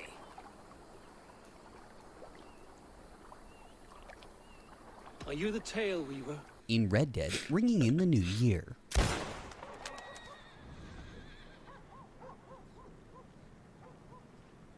Nah. Gotta respect the dedication this clerk has to their job. My arms are gone.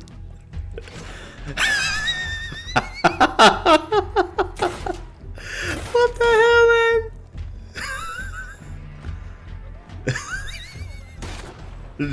man? What doesn't kill me makes me only stronger. They're going on hiatus after this happened. Sort them out or capture the objective. This is, by the way, not Warzone. A sound grenade! We lost that one, but we'll come back stronger next. Oh no, the other grenade. Oh, okay. Stay here.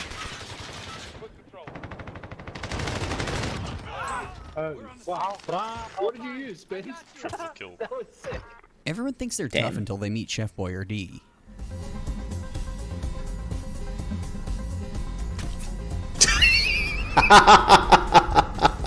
You get wasted. Missile incoming.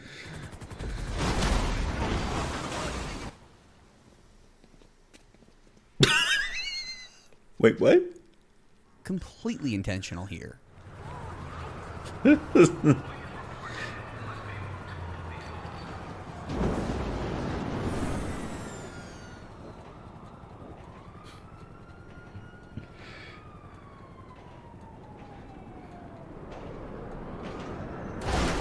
Nailed it. Rip to their new friend.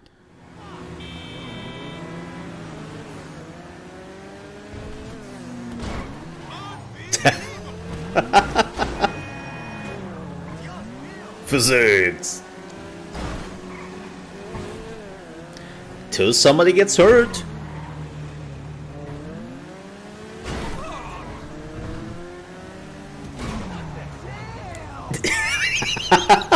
See? Till somebody gets hurt. Rainbow Six baited.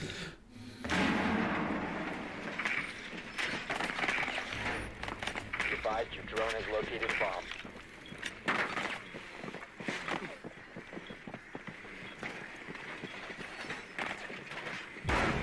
Nah. I can't tell you why, but I don't quite trust Chrome. In Cyberpunk, the year is 2077, and guns are smokable.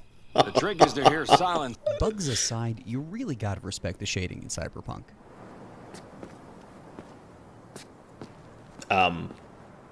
Just hanging.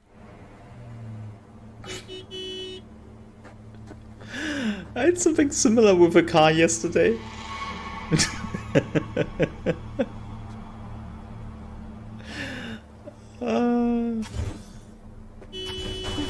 Fixed. Well, thanks. Katana in Cyberpunk are smaller than they appear.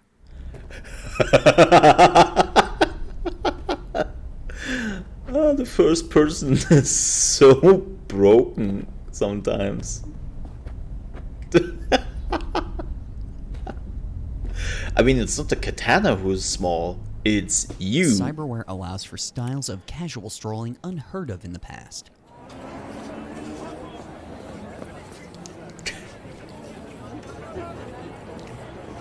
I mean, that's the future.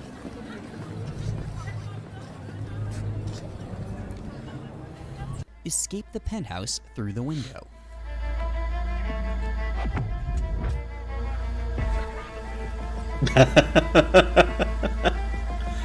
I mean... yeah. Yeah. Very high concept parade float here. Find cover. They see you.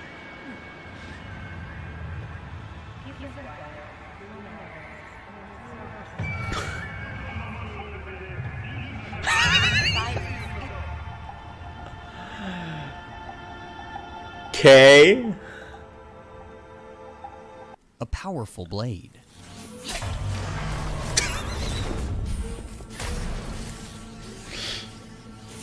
Lots of memories.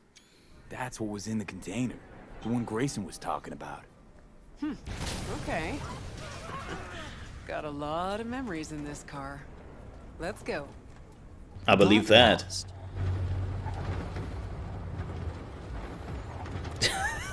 Said he got lost. How's that happen?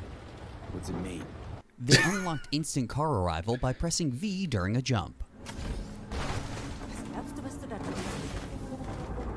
A good sign. He is usually camouflaged. Camouflage.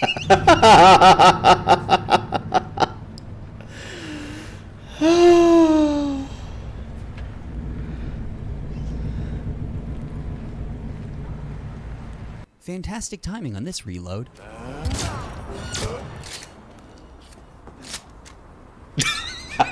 What? I didn't know that's possible. He's thirsty.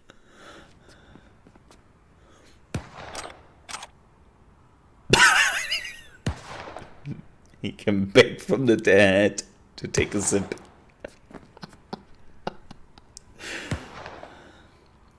He's tripping. Game on! Yeah, this happens so often. This Lastly, happens in so Cyberpunk, often. the trauma ward is going to have their hands full here. I And lastly today in Blade and Sorcery, Unfazed.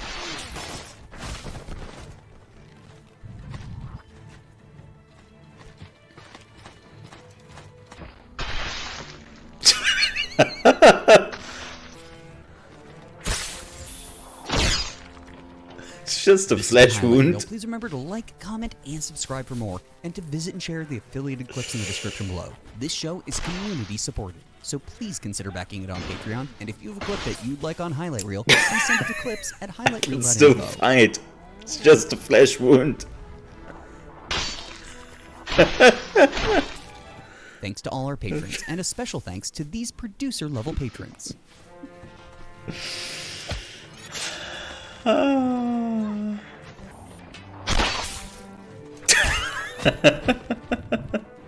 Hold the door.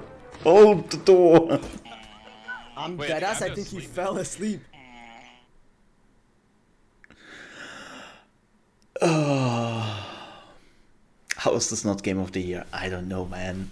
I just don't know. I don't know. As much as I love this game, it's I don't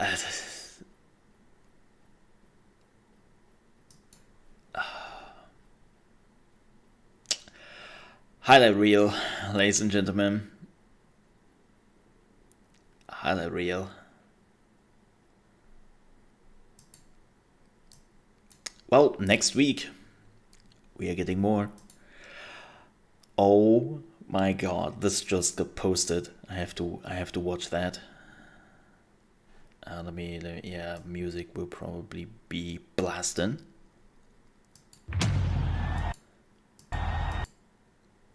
Wait.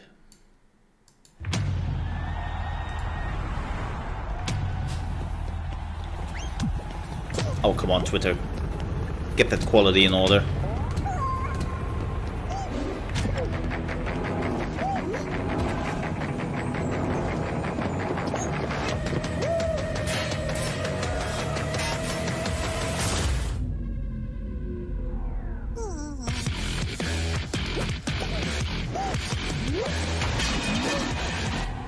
Nice. Very nice. So the Doom costumes are coming to Fall Guys.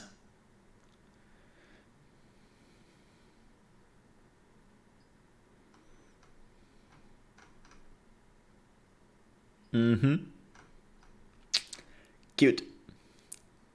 2040p is the future. Twitter's so bad.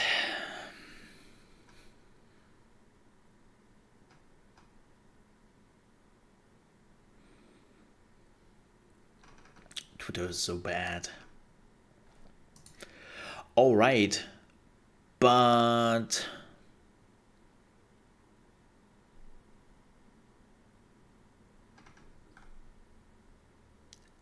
that is it with the news.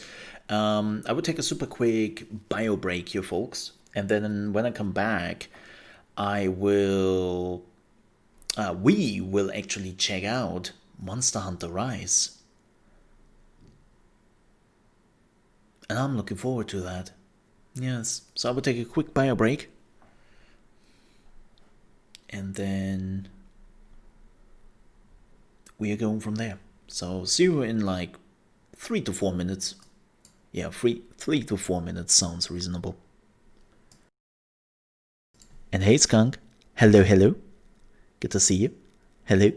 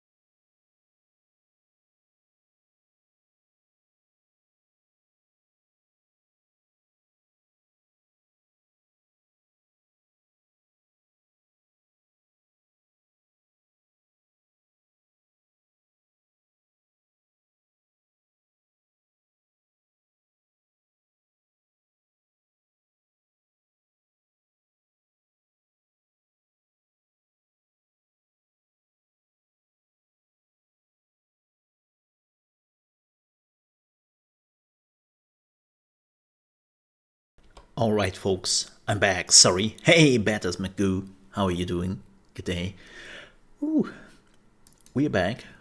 Back again. We are back. We are back. Something like that. Alright.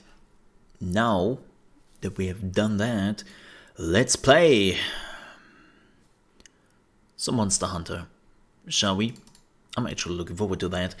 Let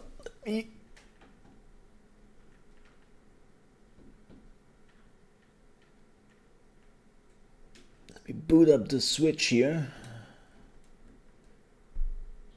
If the Switch boots up. Oh boy. Oh boy. Something is not right. Uh-oh. What? Has to be... What? What? Okay, give me a second here. Something tells me something is not connected, which is totally not true. Let me go behind my PC and let me do the thing. Oh god. Cable management. The things I should do. Oh. Wait.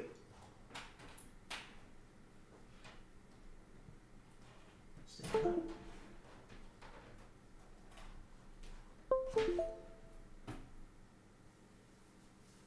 Okay. Okay. Okay. Oop. Let me see here. It should be alright. Let me change that. So why is it? Oh, there it goes. Huh? Alright. I mean, it works. I tell you. The one time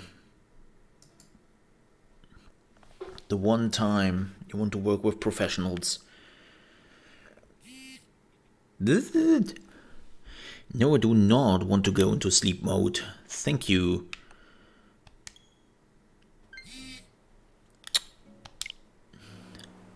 Oh.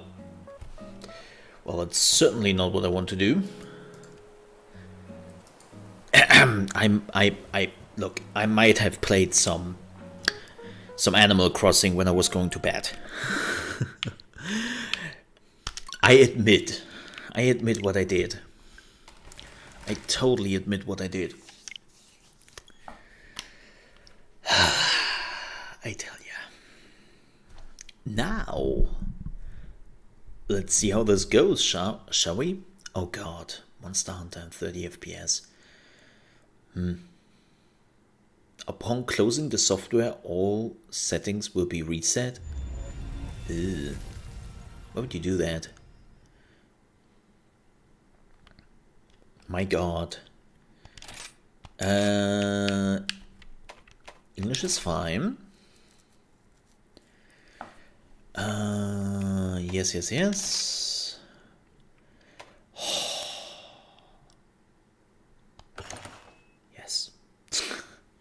I sell you my soul.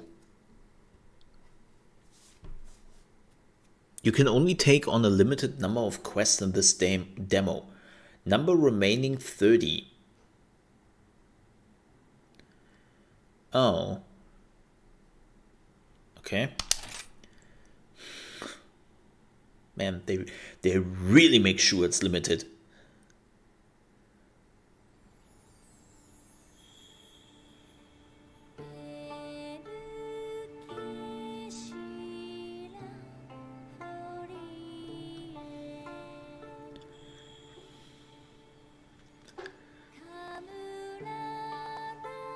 Ooh, there's some crackling.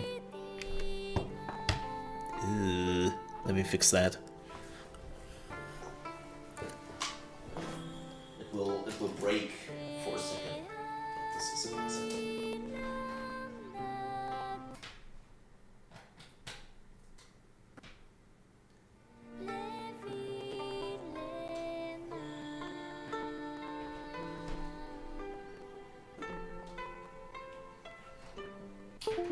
Sorry.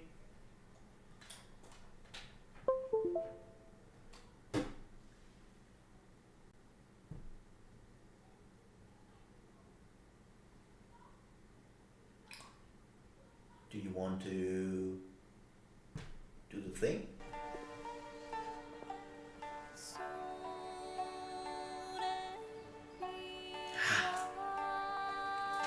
Fixed. I love when things are fixed by just plucking and unplugging them again. I love magic. Isn't that great? Isn't that great?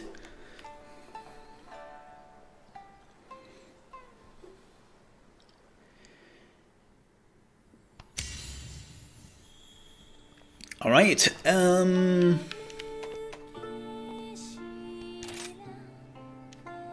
Okay.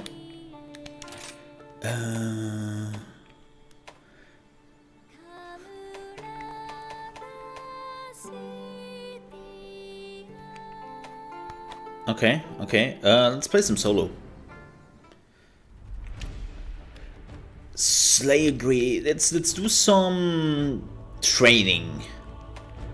Yeah, let's do some training. Also, hello, character who totally doesn't look like Cloud, but does look like Cloud. Ooh, select a weapon. Oh my god.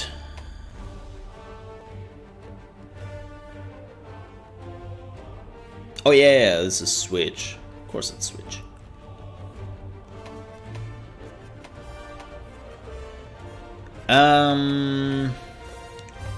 Probably go with the switchblade for now. Or switch X. Also, there's the crackling again. Why is it crackling? Give me another try here. Let's see if I can fix that crackling.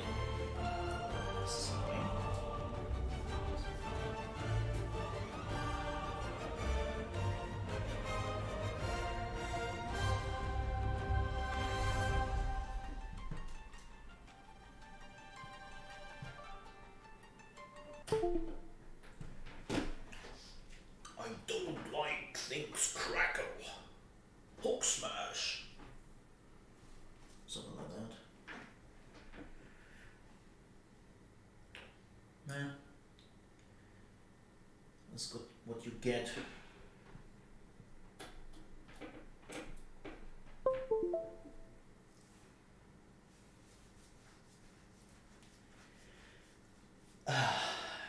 This is why I hate capture cards.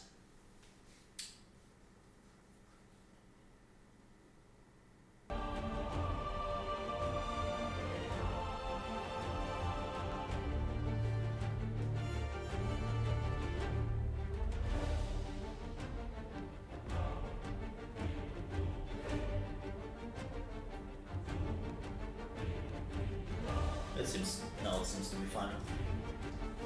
It seems to be fine. I hope it stays that way. Thank you.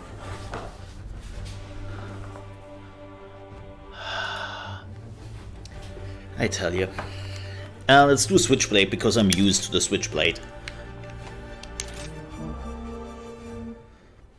When I play on PC, does he say, and doesn't remember a single thing anymore.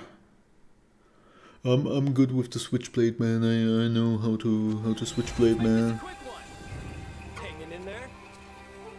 Yo, Ace, what's up? Accepted my quest, huh? Nice. Oh my god. Why is he speaking like that? Come over here and we'll get started. Yeah, this is the same engine they're using for Monster Hunter World. Ooh. Ooh. Ooh. Will be rough. It will be rough. I'm waiting for the PC version. Yo, my favorite pupil. Yo, congrats again on making Hunter. A whole new life awaits. I can see it in your eyes that you're ready to thrash, but let's do a little quest refresher first. Cool. It's kind of hilarious how I made Hunter and now I have to do the tutorial. It's like, shouldn't I know how to do my shit before I become a hunter? This is 10. You can change your weapon equipment. Okay, this is like every Monster Hunter game. Some features have been restricted. Okay, that makes sense. That over there is the supply box. It's for few several items that are during a quest. Okay, that hasn't also changed. Right. And that's it for the camp. Okay.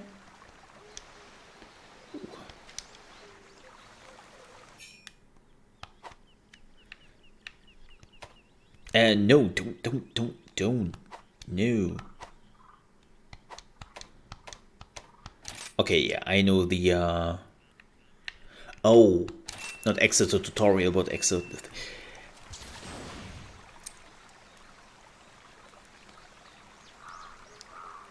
This thing reminds me a little bit of, the suit.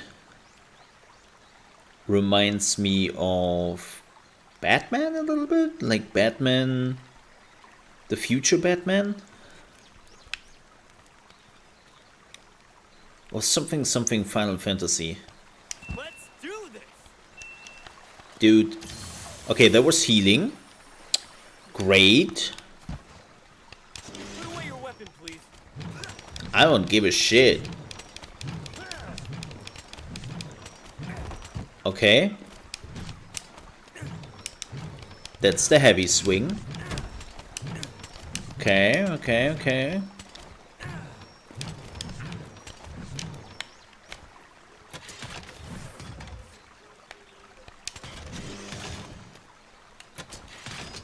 Okay, that's sword mode. Let's do this.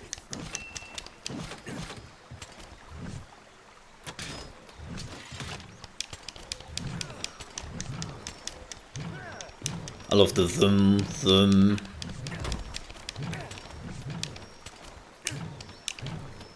Oh god, I have to learn all the combos again. Let's do this.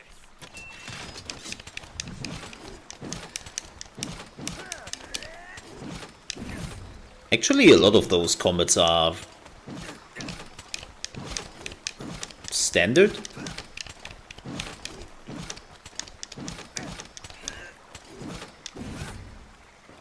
Yeah. I definitely remember some of those movesets from Monster Hunter World. Alright. Let's do this. I mean, here's the thing. For the Nintendo Switch, this looked actually kind of pretty.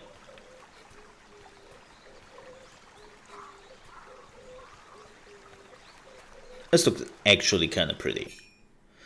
By pressing A, you can harvest nearby plants, bugs, okay. Yes, I will. Thank you.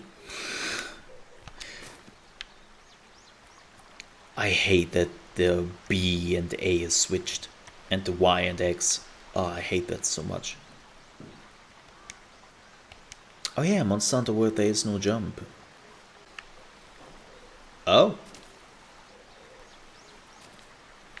Some climbing. Okay. So far, so known. Let's do this.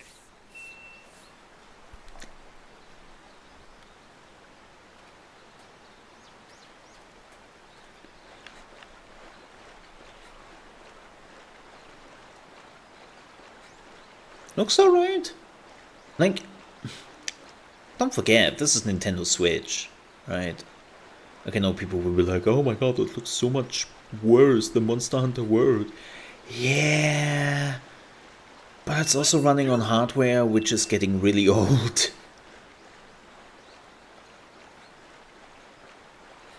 So that it actually runs that well so far, it's not a bad thing. Hanging in there. Hey, up here.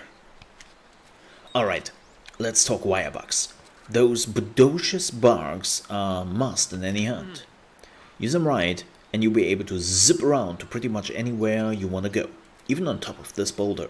You have to say the wire bugs basically, which were in the Monster Hunter world, you didn't really use them often. Give it a shot.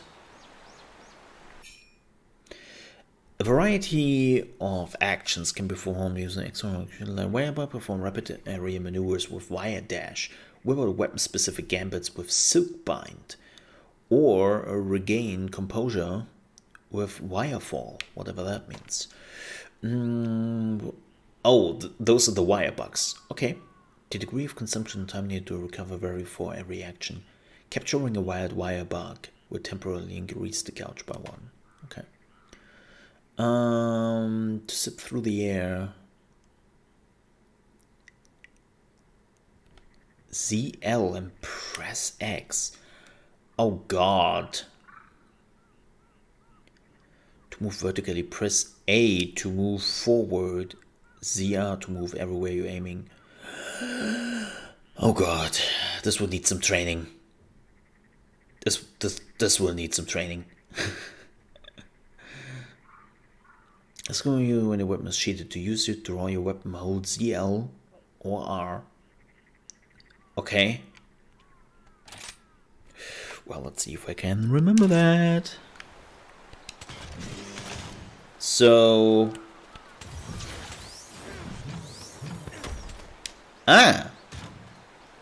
Okay. Yeah, it is a plant, yeah. Nope.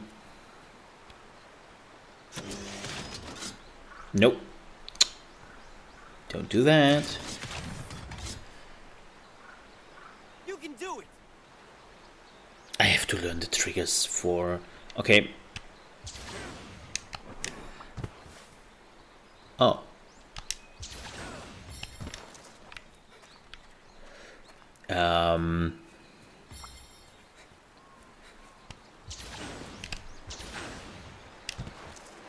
Huh. Okay. You can do it. I mean, I'm hitting ZL and X.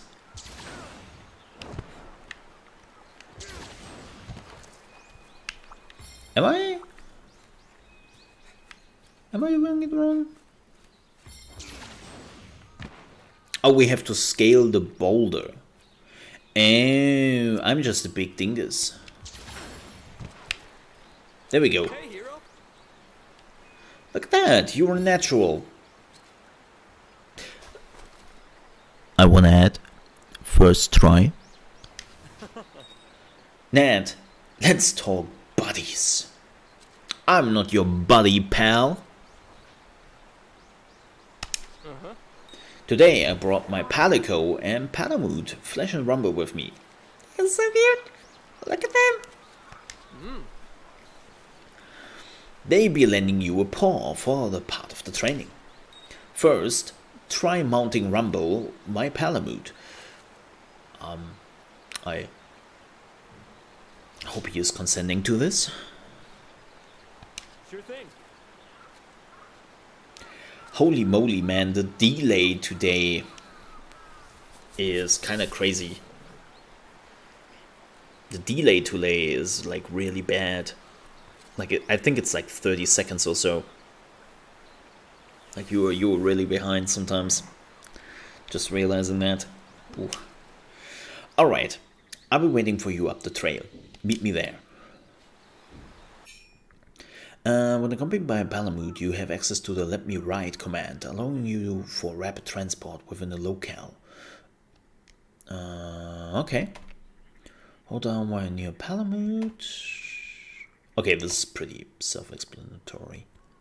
Yeah, okay. So he behaves like a typical vehicle at that point. Oh my god, that poor dog. I don't know how much I weighed but... Ooh. Okay. Oh, that one has jump. There's jump in a Monster Hunter game. Can you believe that?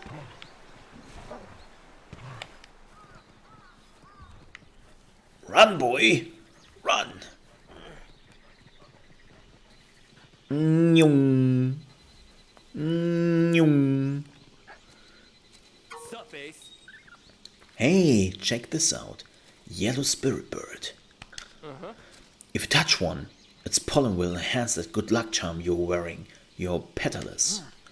When that happens, the scent of the pollen surrounds your petalus and boosts your stat.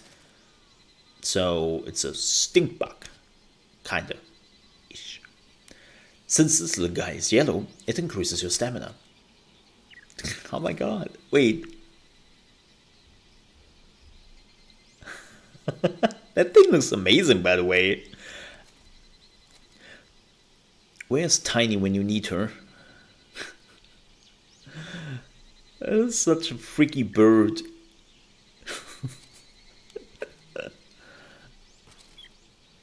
Right. The effect is only active during the current quest, but you can be sure as shurikens that they are worth using. Wow. Oh, that's a cloth fly over there. Cloth flies are one of many creatures you come across out in the field.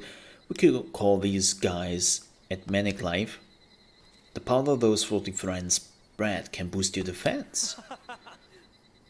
So kill all the small enemies around you to then kill the big enemies. Gotcha. Right. Oh, animals, not enemy, animals. Alright. Oh, whatever that is. Is that a skunk? I think that's a skunk. A white skunk. Alright. Gotcha that. So can I just... Oh, just riding through, huh?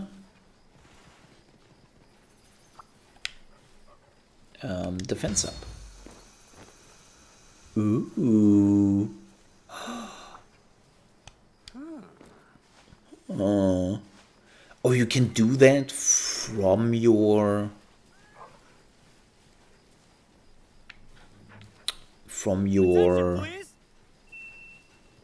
mount. Okay, the flashlight is still blind.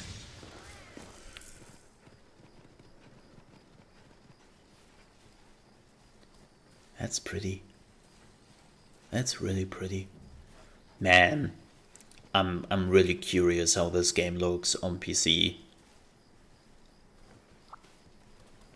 A blue mushroom. I take it.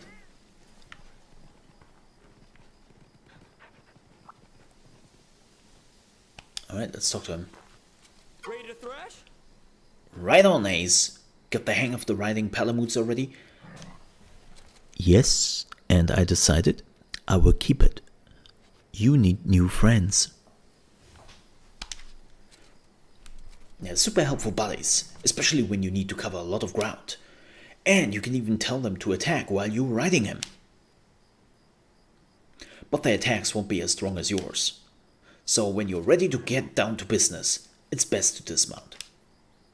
Oh, looks like we got ourselves some monsters nearby. How are your health and stamina looking? Be sure to keep on tabs on your status while you're out in the field. When you're ready, let's head up this way. It's time to really get this show on the road. Like again, shouldn't I already have done that? I mean, I'm like, you know?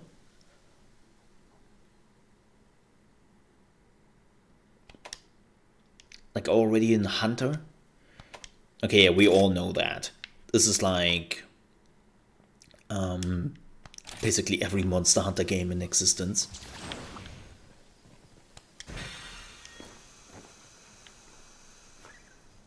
Like literally every Monster Hunter game.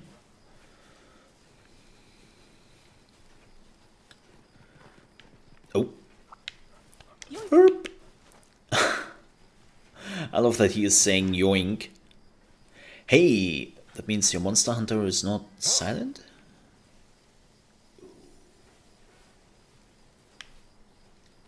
I'm just admiring the world right now. Aww. Dude, calm down.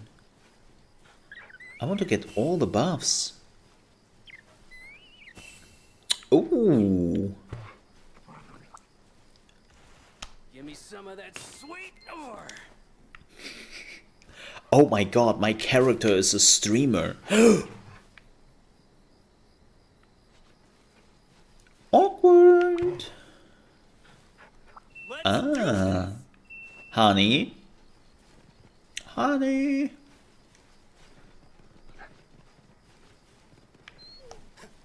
Oh, I didn't want to do that. I'm sorry. I'm sorry. Can I? Oh, I hit B. Man. Let's go.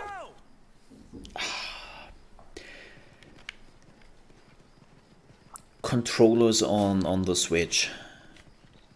Let's do this. This will happen more often. I can already tell you that. Wait. That's nuts. You have acquired your first clip. Nice. Thank you.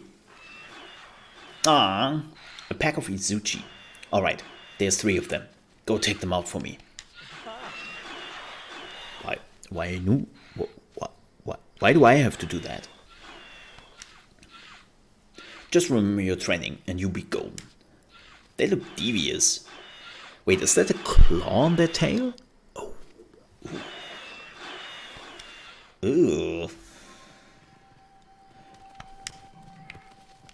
Draw weapon. Excellent. That's my ace. Yeah, I remember that one. Awesome job there, Ace. Oh, and don't forget to carve to harvest materials from monsters. They can be used to upgrade at the smithy. When you're done carving, come see me.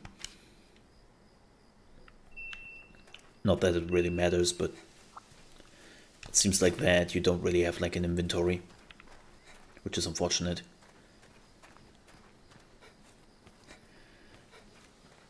Like it seems like it doesn't really... Daddy needs a new pair of boots.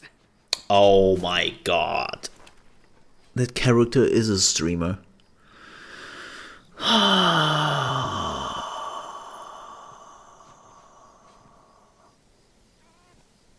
I'm the worst. Why does this exist? Carve, carve, carve. Daddy needs a new pair of boots. He's saying that now nearly every time he's doing that. Ooh, I don't know how I feel about that. I really don't know how I feel about that.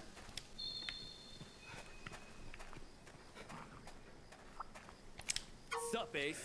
Just as I expected from my star pupil, that was an incredible hunt. Tough.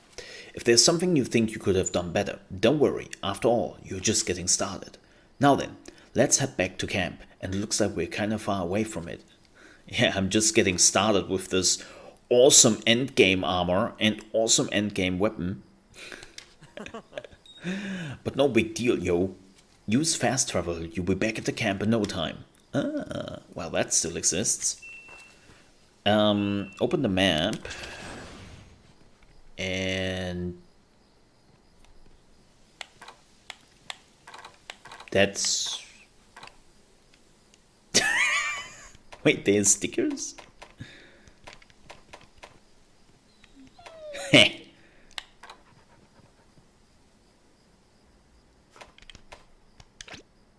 Aww. Let's have a look at the gestures. Show off. Job's never done. Look at my muscles, chat. oh. Look at that thing.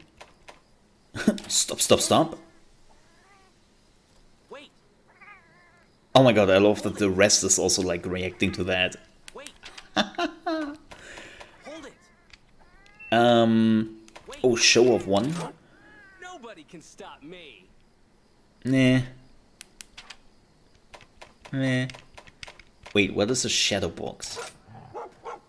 Oh, literally shadow box.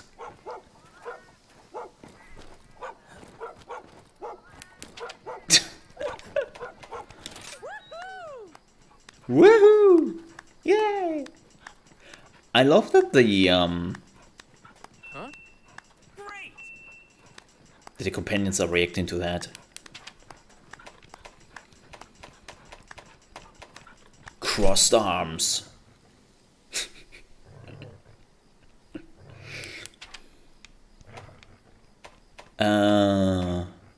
Joy. Heck yeah! Feeling awesome. That's cute. Okay. Gotta eat something. Fast travel. Yes. Spider-Man! Oh god. Food. I need food. Chat, give me food. Do we have some food?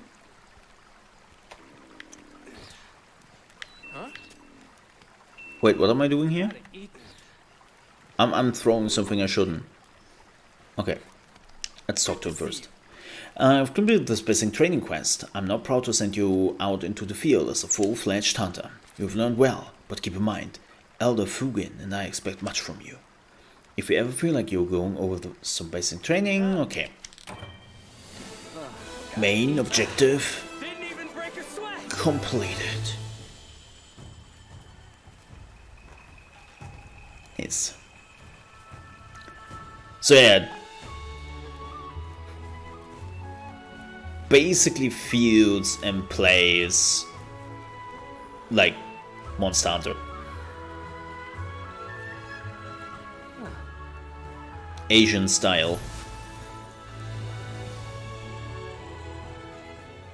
Alright. I mean, yeah. Alright, let's do the wyvern riding. This looks really interesting.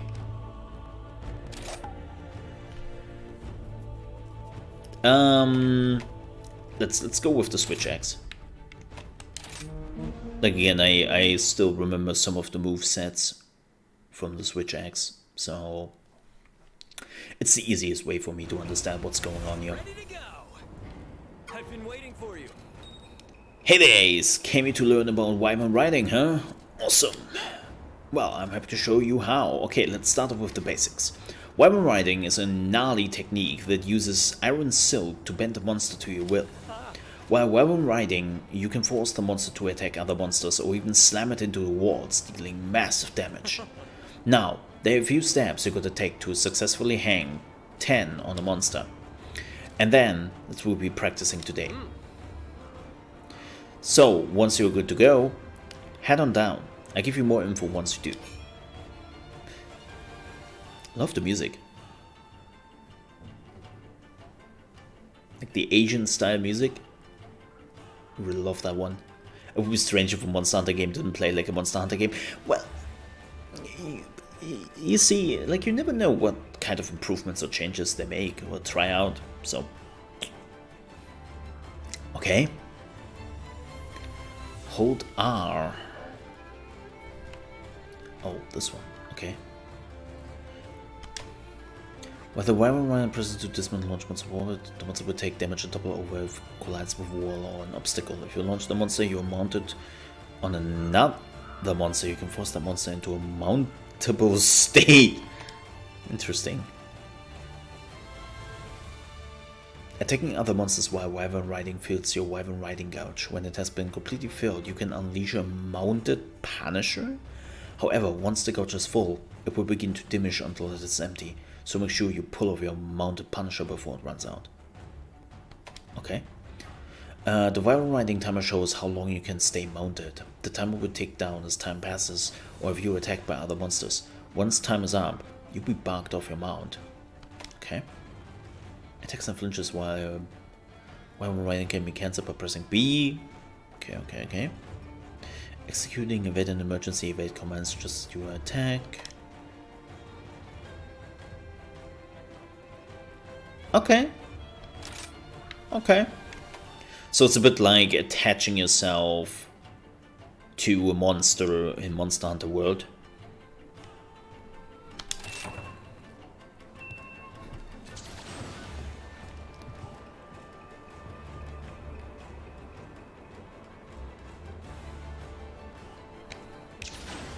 Haha!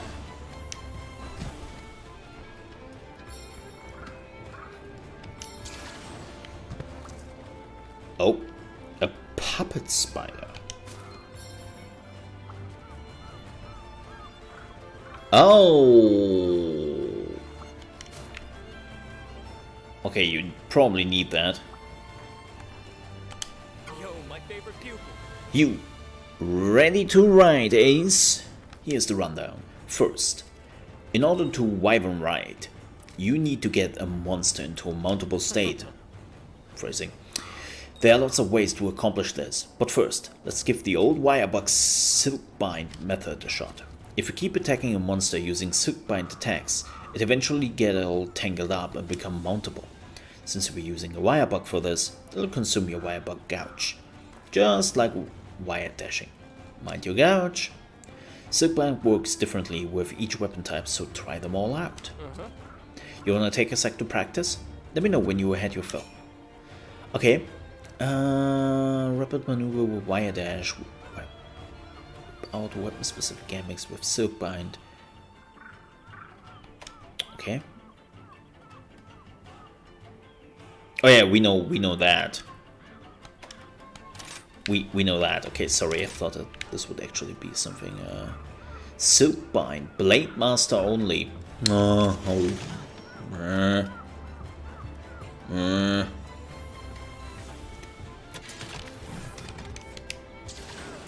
Oh, that's not what I wanted to do.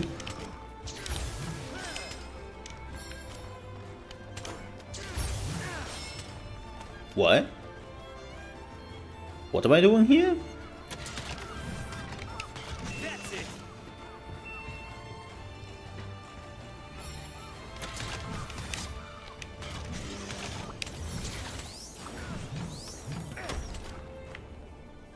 Okay. The A one is a bit weird.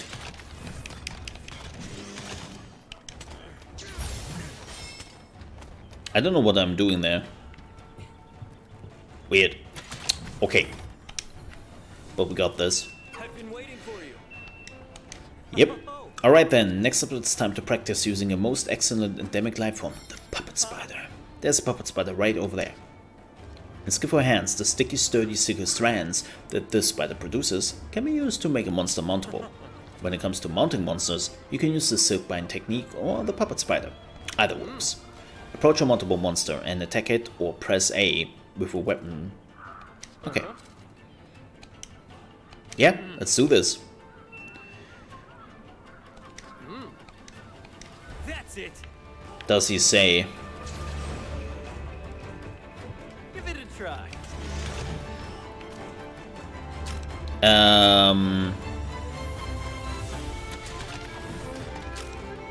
Give me all you've got.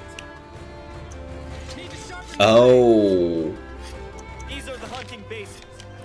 Detailed map. Uh-oh. Ow! Okay.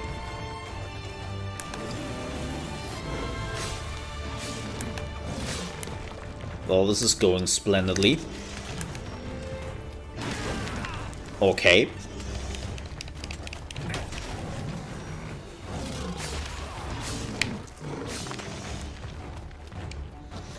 Oh boy.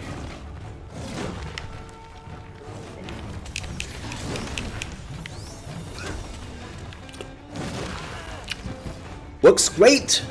We got this.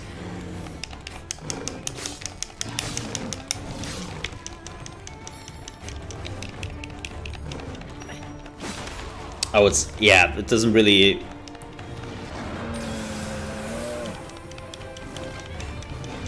Dude.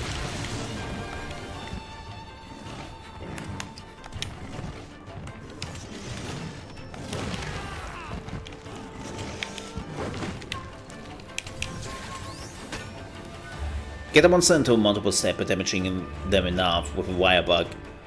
Okay. I'll put jumping attack skill point. Okay, let's see if I understand this correctly.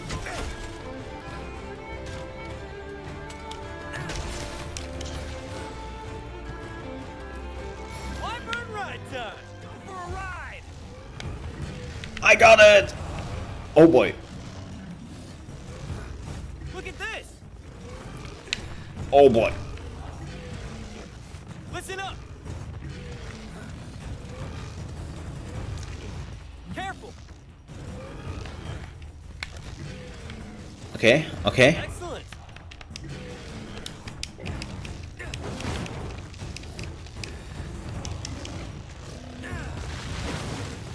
Oh. Like you really like controlling him.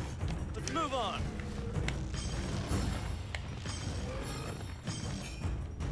Launch the monster when you mount, sending it into obstacles, inflicting serious damage and toppling it over. Make sure to aim for a wall or obstacle.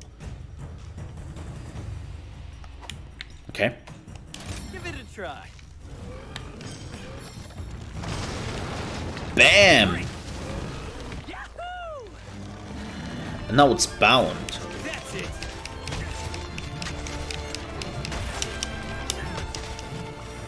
Time to thrash. Parts broken. Nice. Show me your moves. Oh, against another one? Oh, hell yeah. Give it a try. Bring it. Listen up. Careful. Oh.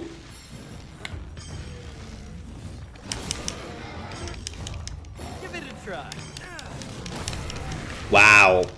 My monster takes so long.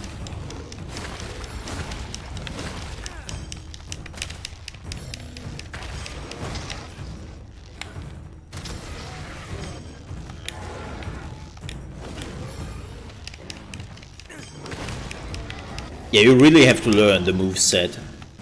Ooh, this is a learning experience.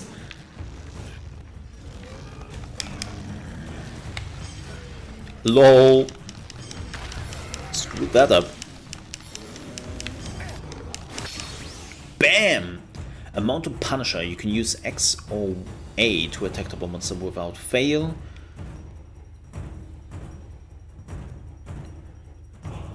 Okay. Mounted Punisher, X and A.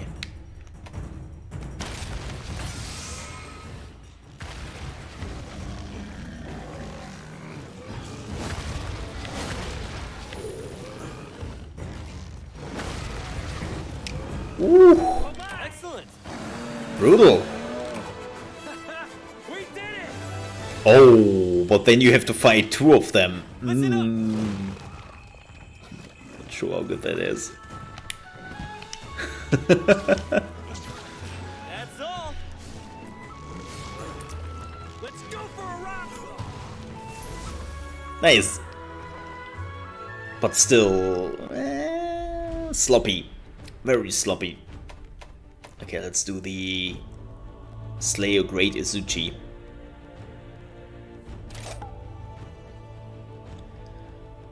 We are going with the Switch Axe. Yes.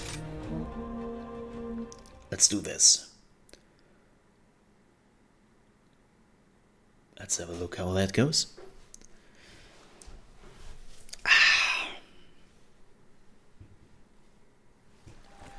Let's go.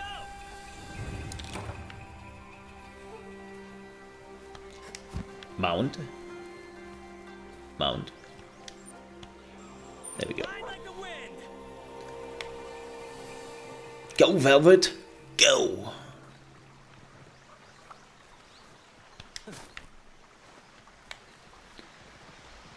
Nhung. Oh my god. Mounts. The one thing I have missed in Monster Hunter World. I'm actually so glad about that. Wait, is the arrow telling me where the monster is? Well, it's new.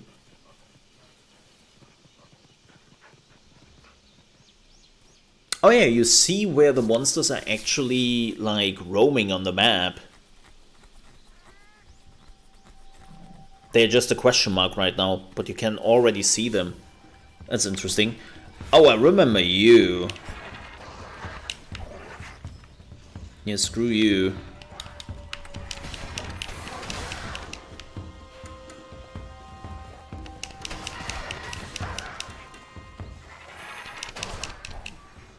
Yeah, we are not doing a lot of damage on the mount. I just wanted to see how much.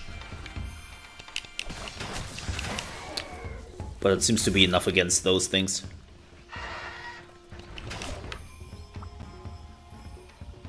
So don't mind.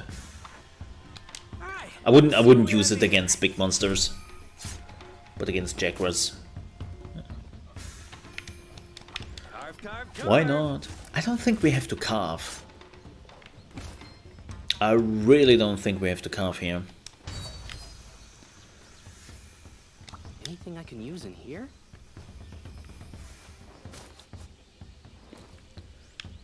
Oh my god. Twisted Remains, Monster Bone S. I really have to finish up Monster Hunter World. And Iceborne. I haven't done that yet. Definitely have to put that on my list. Yoink. Because it was actually really fun.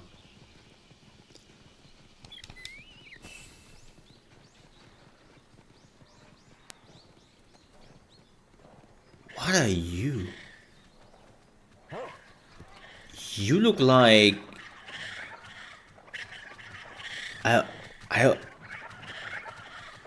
Are you friendly? Kinda.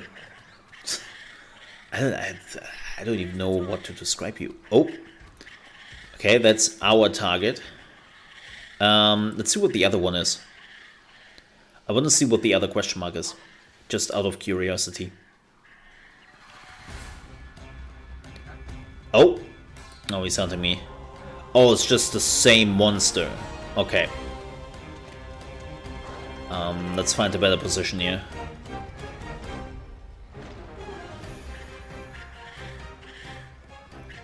Ooh, what is that?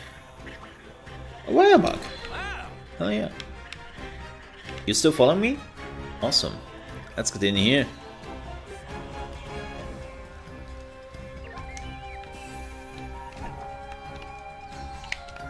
Dude, dismount. Thank you. Whoa! Okay. Oh, that's not good. That's not good. That's not good. Okay.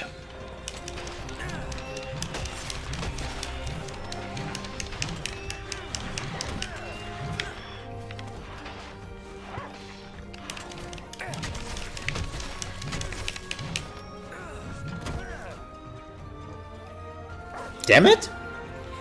Get back here! Hey! I was in the middle of something.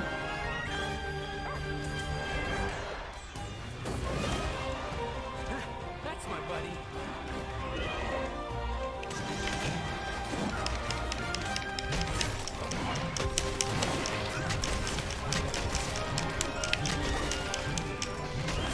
Oh boy, oh boy. Ew!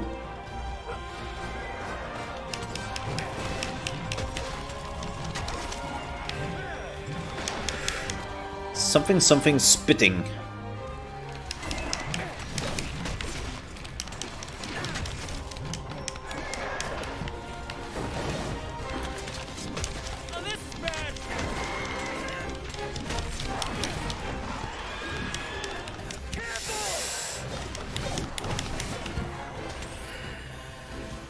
Okay, you were getting some audio cues actually. Which is... Oh damn, I got damaged. Have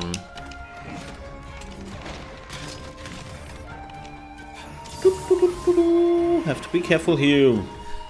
Slow down there, buddy.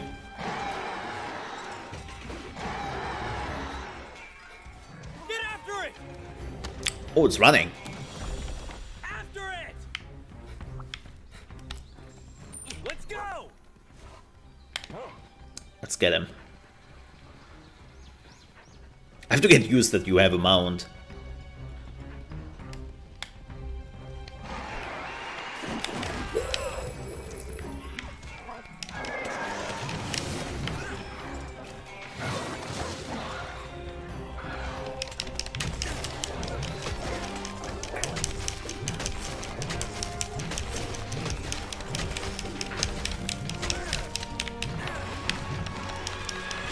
Jump!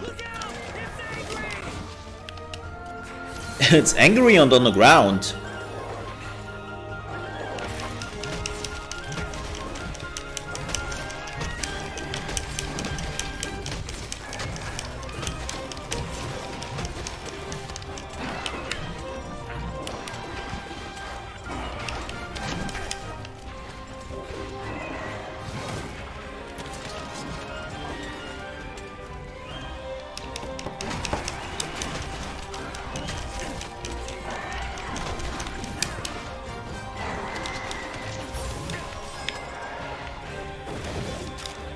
Oh, that's not what I want to do.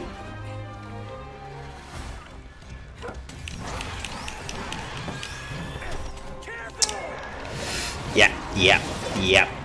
That was really bad. That was some bad timing, to say the least.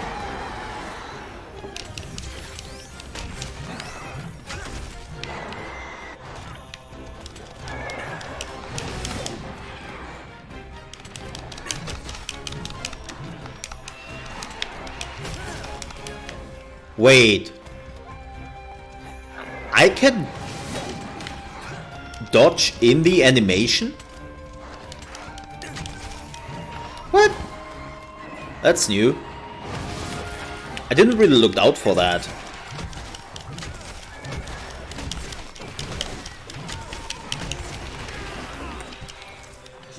Because you couldn't really do that in the other Monster Hunter World.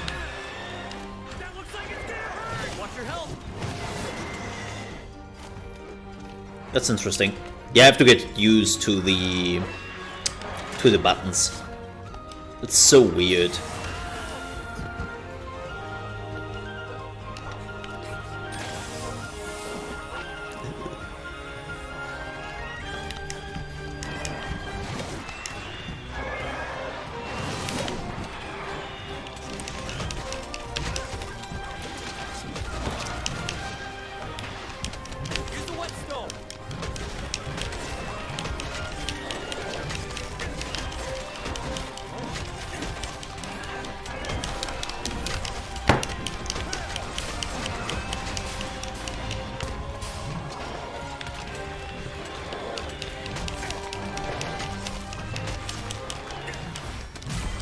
Yeah! Didn't even break a sweat. Whew.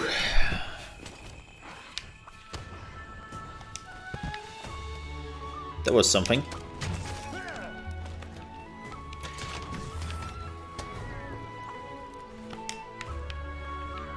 Nice. Delivery complete. Daddy needs a new pair of boots.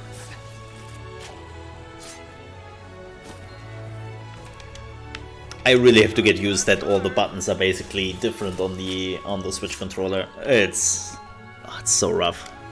Alright, let's see what we have here. It's so rough. A is B, B is A, X is Y, Y is X. It's like, Mine now. It's so confusing. Good job, buddy. Ah! Look at that. Oh. That's cute.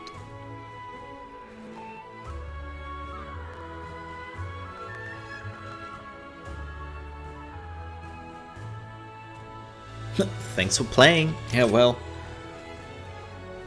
No, I wanna just continue to play. We're still... yes. Thank you. Oh, this is a real banger. This one is the first, like, well, first we don't really know, but one of the bigger monsters. So let's have a look at that, shall we?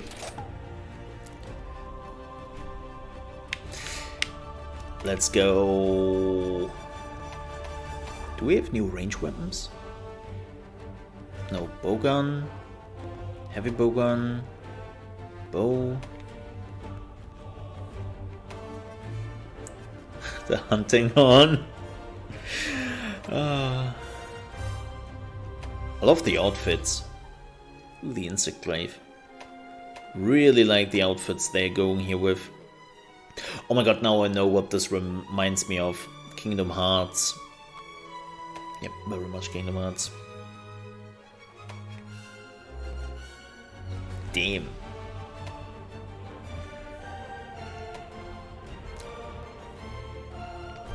Yeah, I like the outfits. Right. Yes. Let's do this. Nope, no new weapons. At least not in the demo.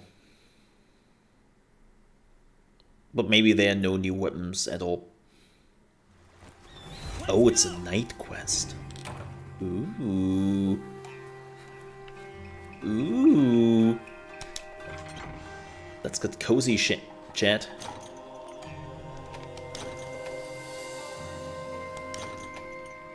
Cleanser. Normal armor, power coding. Can we... Let's see what we got here. Oh, we cannot cook.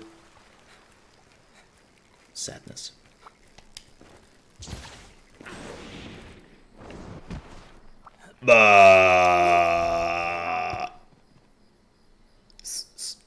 Scusi?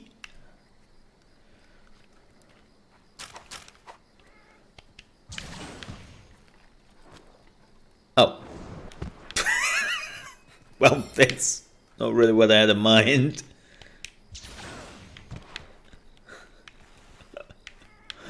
Oh. Oh, come on, man. Or we are just walking up the wall. Or not.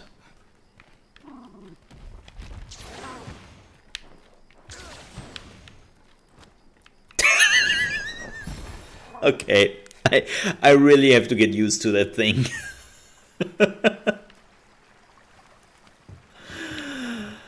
Why am I so bad?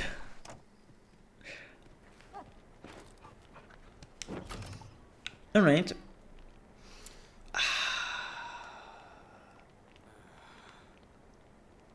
That looks super cozy. Crafting list. Oh, we can only craft potions and stuff. Makes sense. So we unfortunately don't go into the camp. Aww. Eat a meal. It's not available here. Okay. Okay. Hey, Resco. And hey, Penguin. Sorry. I missed you. I'm like I really have to also get used to chats right now. I'm so sorry. Hey, folks. Yeah, you probably asked that like 20 hours ago. I'm so sorry. So sorry. So sorry. Yeah, we finished him. Is this Monster Hunter 2? Well, no, this is Monster Hunter, well, technically 8? I don't know how many Monster Hunter games there were out.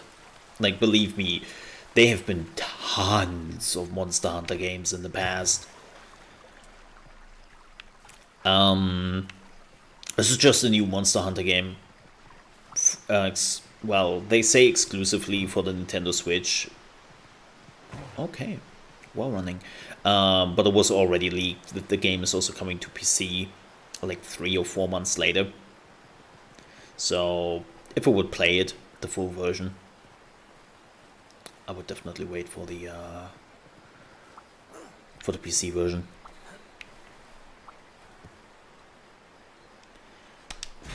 Yoink. Take that. So, yeah. This is just the first Monster Hunter for the Nintendo Switch, I think. I don't know if the Nintendo Switch already had a... I don't know. They didn't have a Monster Hunter. Oh, what are you? Oh, are you what I think you are? You are not my target. Oh yeah, you are. Prepare to be hunted. Oh, you are. Hi. I haven't fought you since Monster Hunter World. Let's see how that goes.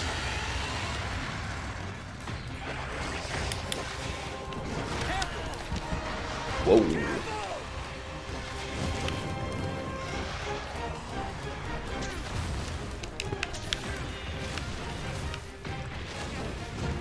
I don't know if this was a good idea.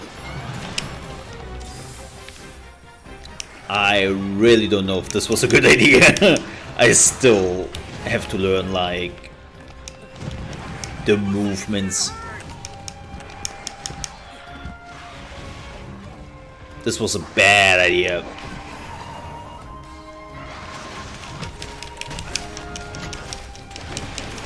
Yep. At least I still remember the moveset.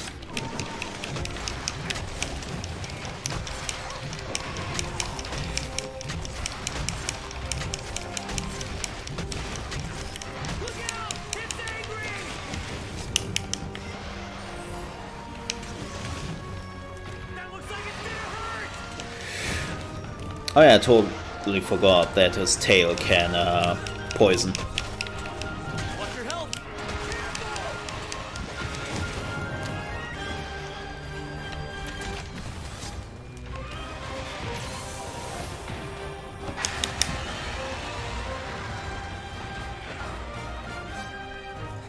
Oh, it's running. Ha! You better run.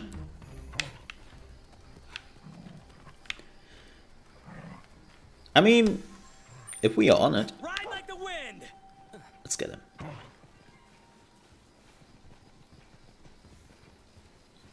I know he's not our target, but a monster is a monster.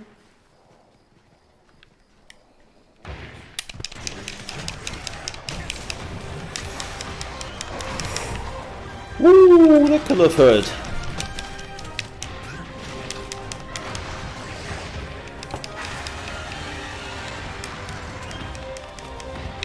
Oh, he is enraged. He's enraged.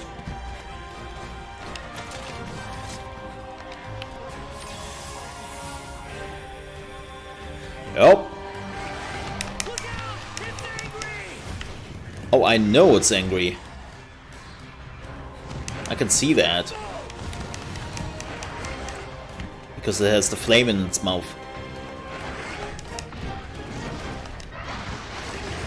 I'm aware of that fact.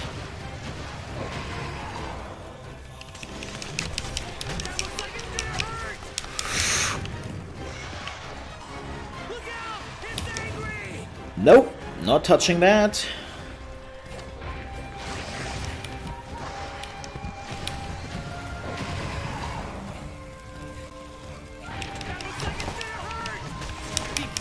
Oh, and I'm poisoned. Wow. Just my luck.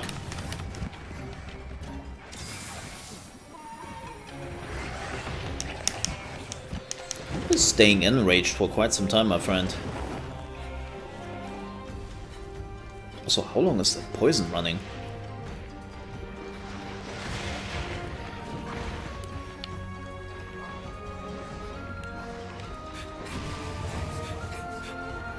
Damn, that poison is deadly. I know that there was a fly here. Ow. Damn, he... You'll be fine. I'll make you. Damn it! I just wanted to get the fly, man. Oh, you're gonna pay. Wait, how many lives do I have? Faster, buddy. Wait, what? Have I missed that?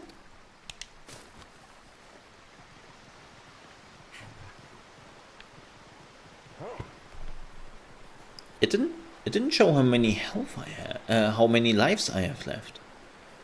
I wonder if you have infinite lives here. And it's just a timer.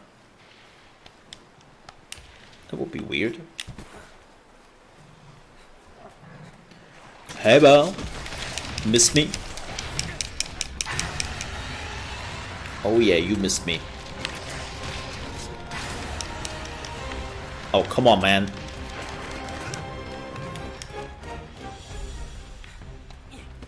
Really? Really, really? Ride like the wind. We have a scaredy cat. Well, scaredy dragon.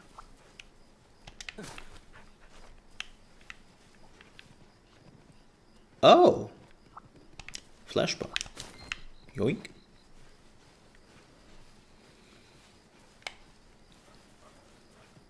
Alright. Where are you? Where are you? There you are.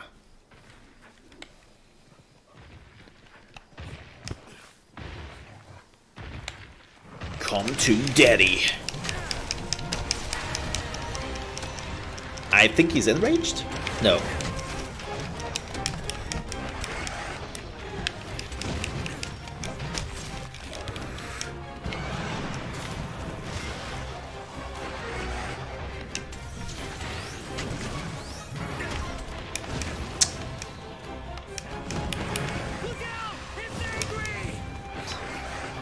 Pray tell.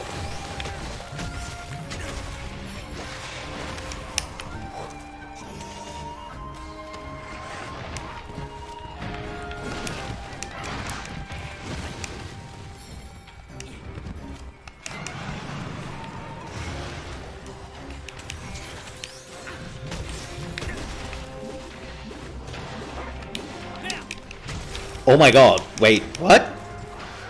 Oh my god.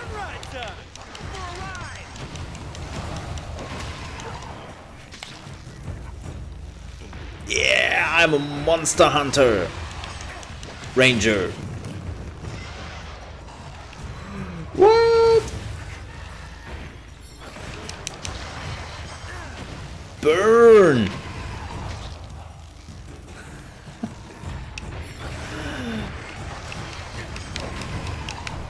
I mean, I'm not hitting much, I think. Okay, this is kind of cool.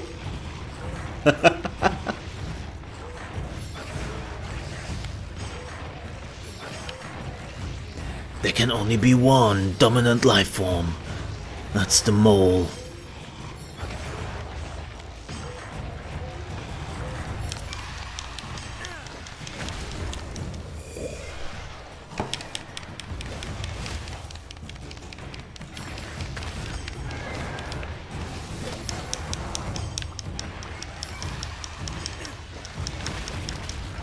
Yes, I know my time is up. I'm aware of that fact. Nah, I wanted to launch him. Oh, now it's pissed.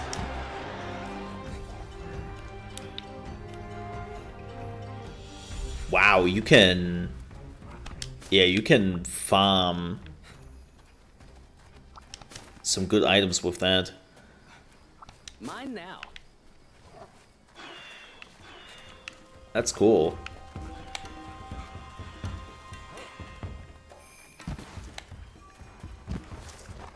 I need some health though. I have 4 potions left, which all things considered is not great. Now we have 6 potions left. That's already good. Can I eat something? Yeah.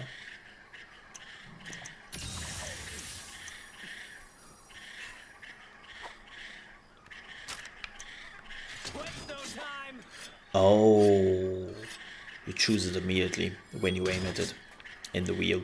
Ugh, have to keep that in mind. All right.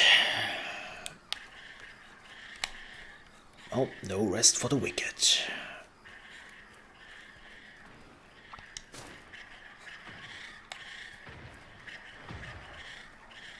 A body. Remember me? Oh, it does. Oh, it does.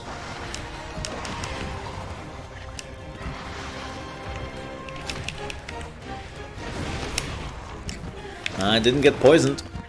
That's good.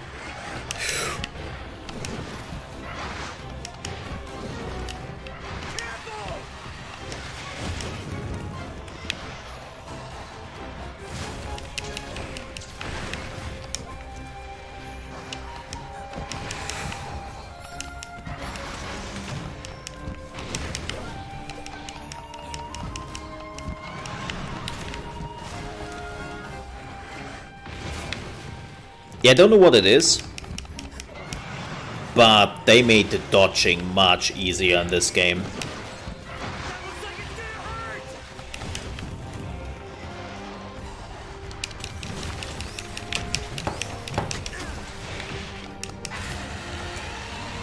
That you can now dodge in an animation.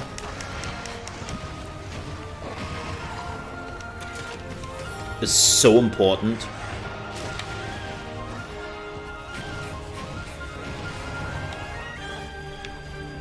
That you can basically interrupt the animation.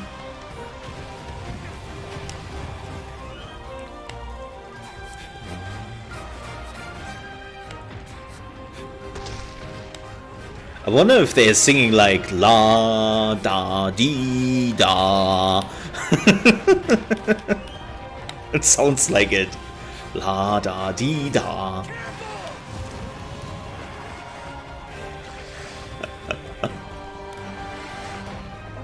Whoa.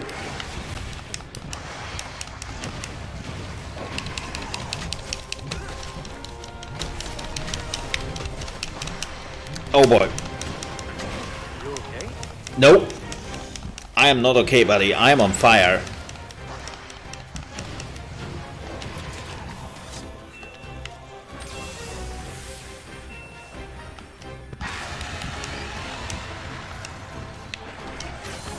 Yoink. It's running. Faster, buddy!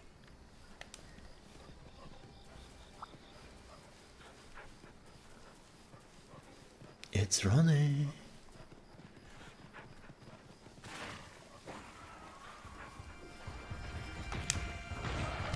Surprise attack!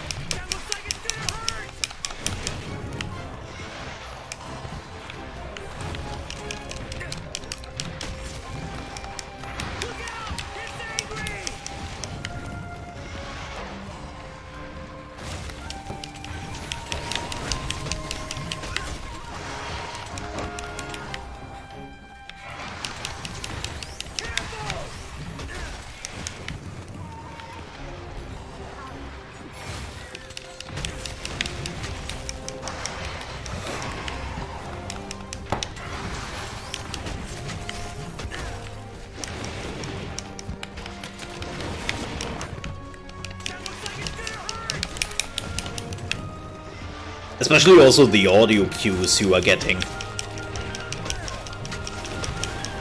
They are really helpful.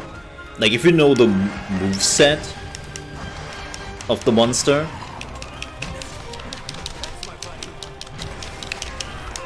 like you can predict like a lot of stuff.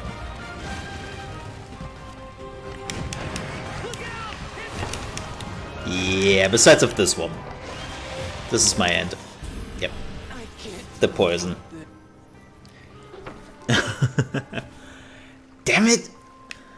So close. I wonder if it restarts the fight. Because you don't have lives. I wonder if it just restarts.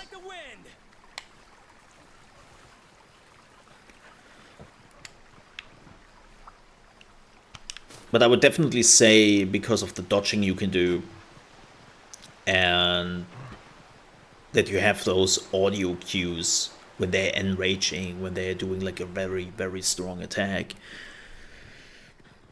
I think it's easier to predict.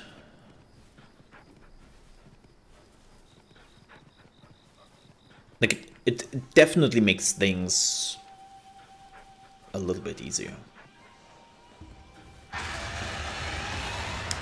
It's not fighting me. Wait, you were attacking that? Buddy, you need glasses. Oh wow, my stamina is down quite a bit.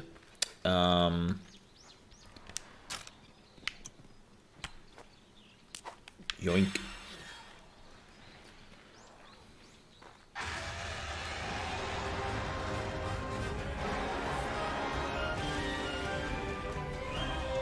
Wait. What? Hey. Let's go. Get back here.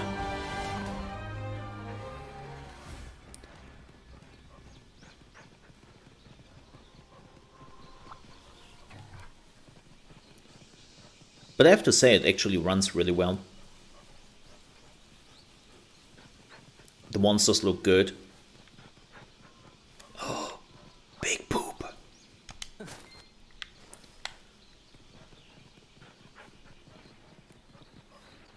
I mean, the only thing they basically lowered down graphic-wise is the surroundings and maybe the main character.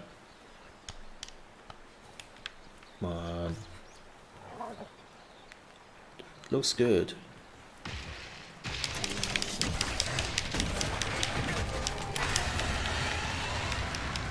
Don't run.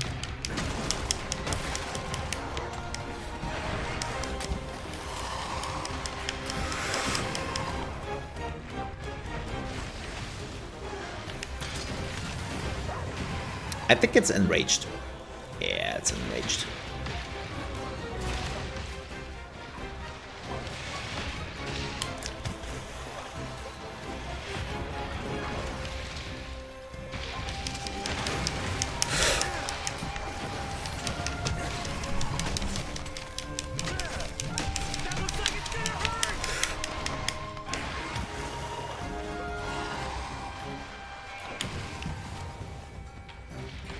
Oh yeah, it's really pissed.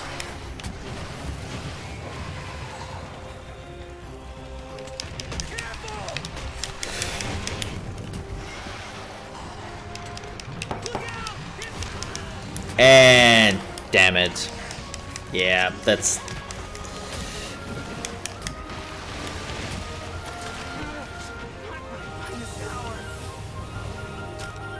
Do I have an anti-potion thingy? No, I don't.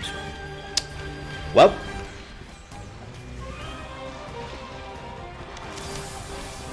That's kind of bad.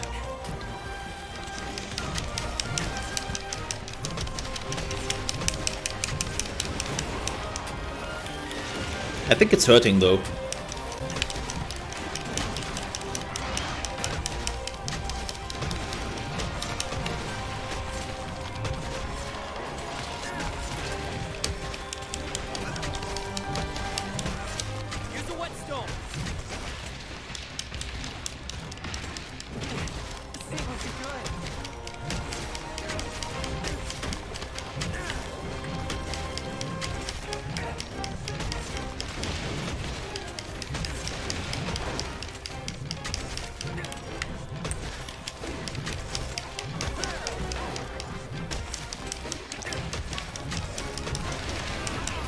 Ah, this time it got me. This was a good amount of damage. Actually really happy about that.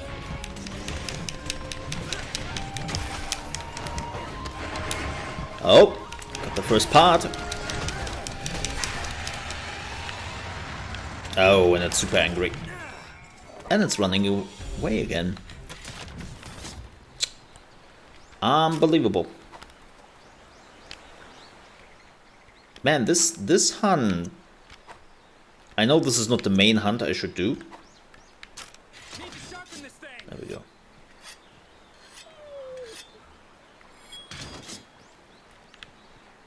But... wait, where's the part? What? What? That is not the part he lost. This was already here when we came to this fight. I mean, it is Rathian material. But where is... there? I definitely lost a part. Weird. Okay. Not too important. It's not like we can take it really with us. Yeah, no, it's not like the main mission we are doing here. Because of that, we will probably like lose this mission. But hey, I haven't fought a Rathian in a while.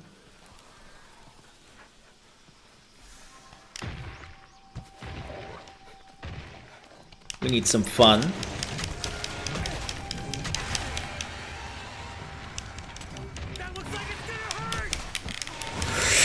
Yeah, that was dumb. I was jumping.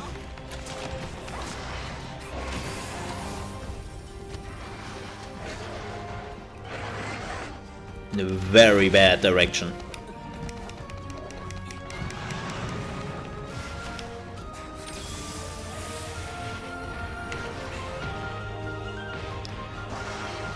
It was this moment he knew he screwed up.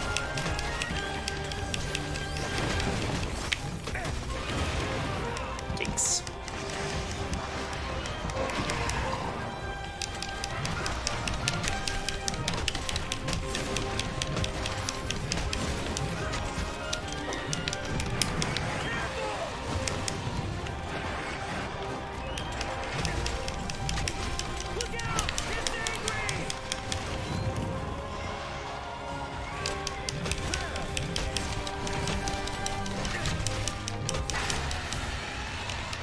Are you running again?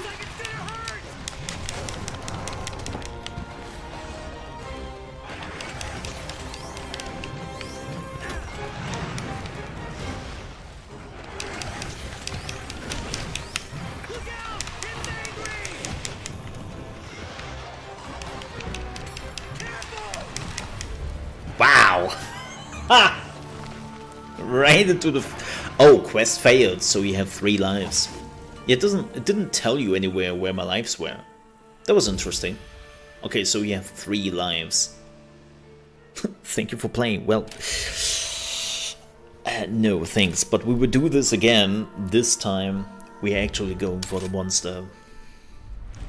We have to go. Oh well. Well, will you look at that? The Ruffian is still doing its thing. Cool. Yeah, I just wanted to see if we can actually do it. I think you can. We actually had some moments where we hurt him quite badly. So I'm alright with that. Alright. Let's do the right mission here. The actual mission we came from.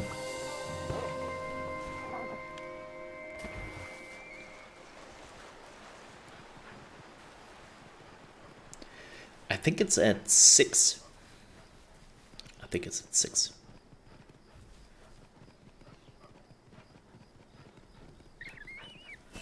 Give me the buff. All the buffs.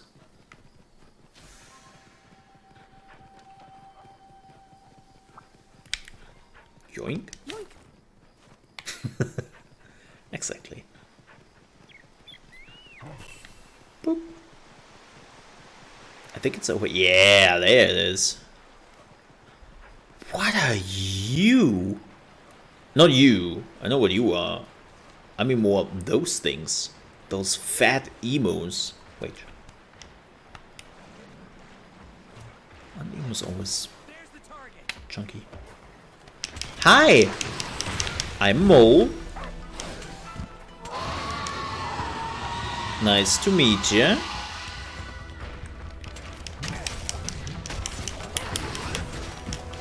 Oh, he has bubbles. Red and white bubbles. I don't know what they do. I'm staying away.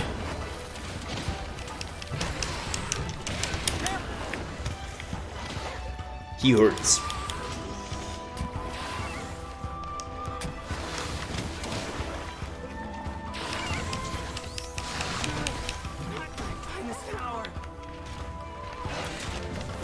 Watch your health.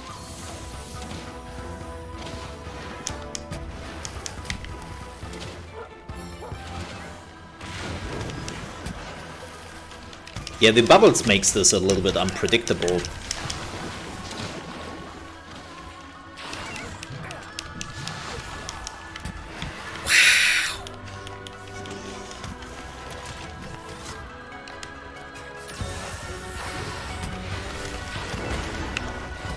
Oh, come on.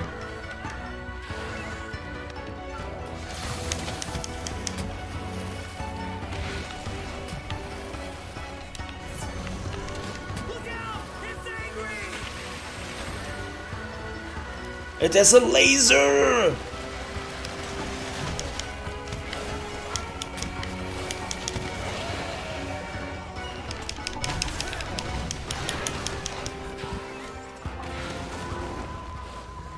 Bob and Summer? Bob, no!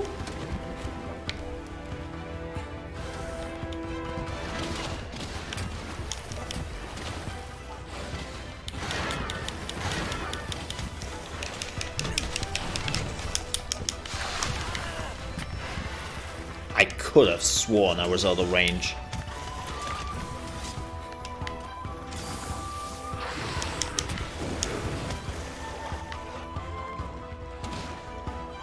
Oh, I was wrong.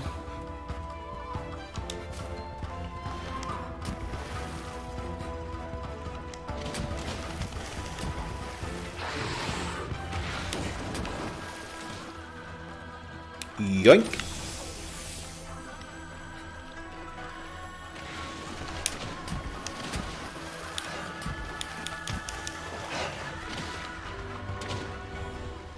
Oh, fish.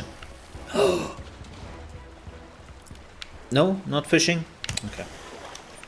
Maybe next time. Let's go. Wait, where's he going?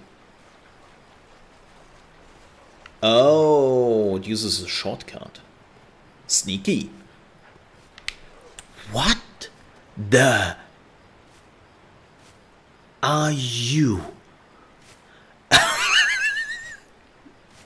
Look like a mix of a emu meets a platypus?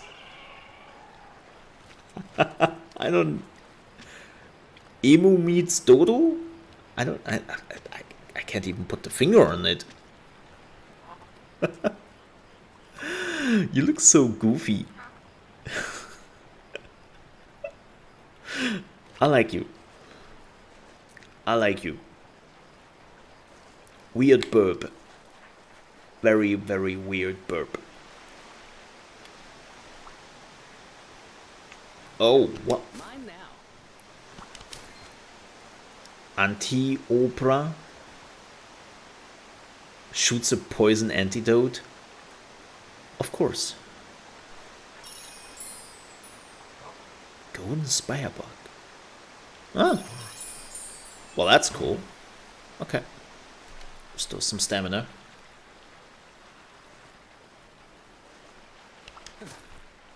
I would love to take some health. Oh, look at that. Volunteer. Alright. Hi.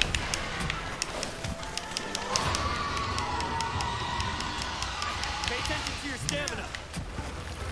It's not the stamina I'm afraid of.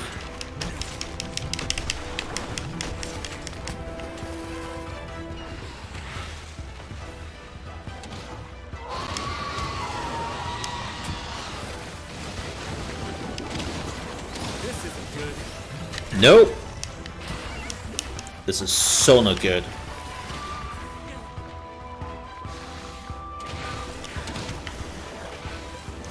Yeah, I'm sleepy.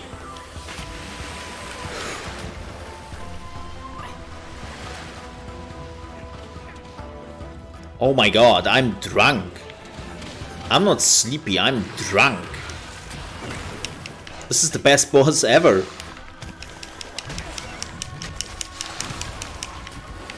It made me drunk.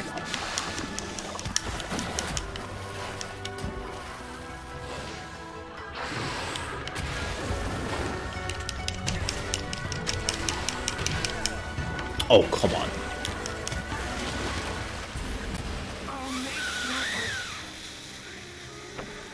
I didn't even have a chance to react to that. This ain't over yet. Damn, that laser got me good. I didn't realize how much you rely on just knowing the attacks of the enemy and the movement set.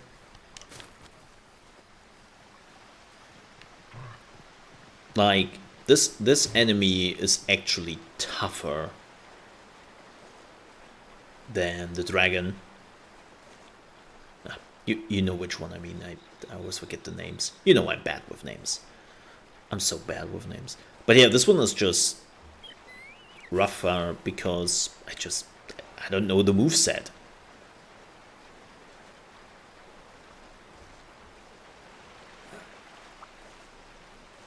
I have no clue what it does. Yet. God. Mounts. If there should be another expansion to Monster Hunter World, I want mounts. That would make things so much easier.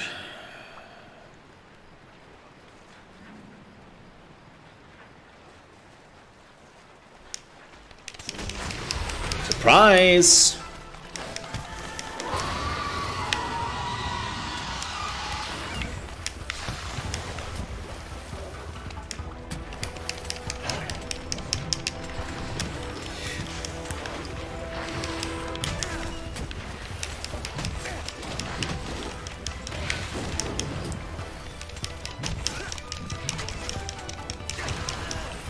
Damn it. Now's your chance. Yeah, well.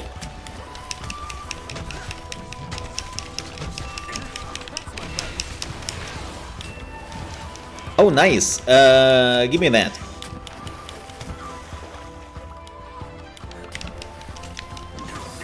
There we go.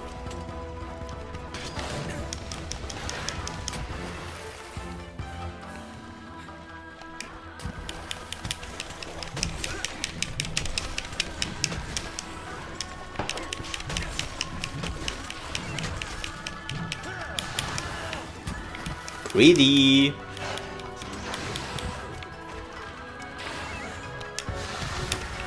Oh shit, oh shit, oh shit. This is bad. Drink, drink, drink.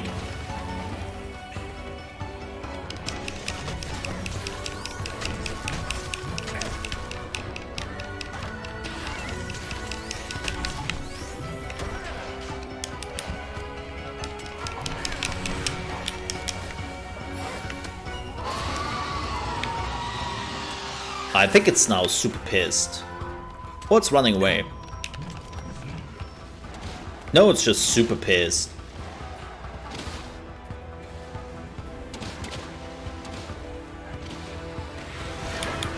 Yup. What? What was that move?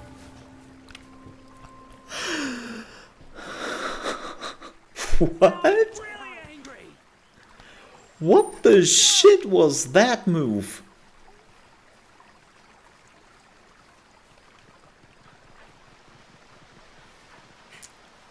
Like he was just moonwalking and lasers me at the same time.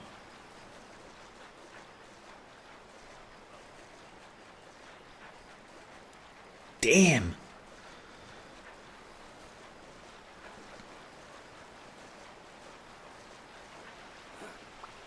That's rough.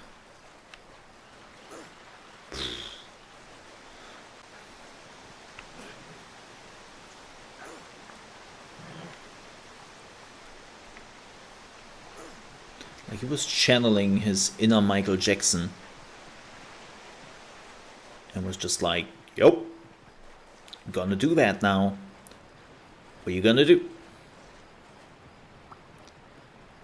Not sure if I want to fight it here. It's a very, very narrow path. Yeah. Yeah.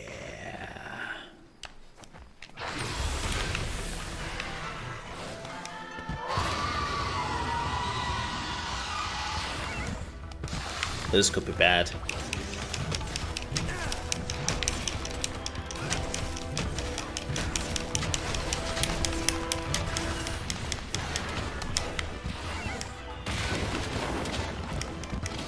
Yeah.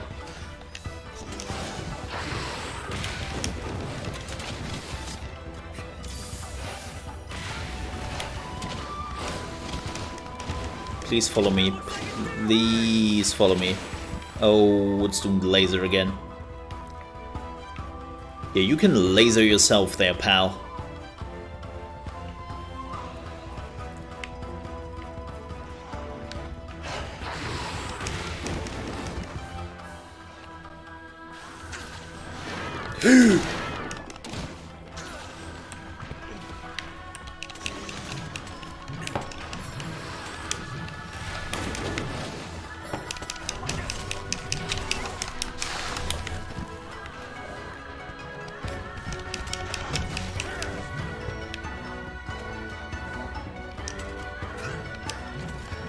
Where's it going to?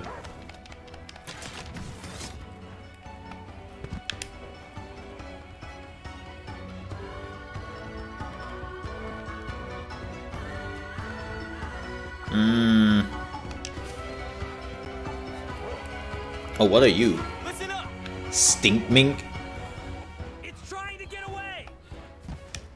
Oh no, it don't. Well, if my pet would come over here, Ride like the wind. I would appreciate that.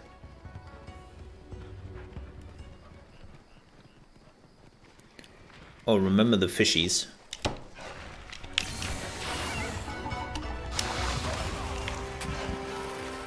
Well, that didn't work.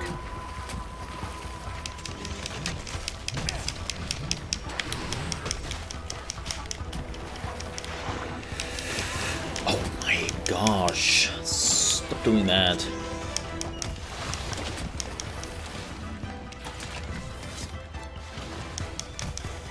Let's try to get the fly. Ooh, that was close.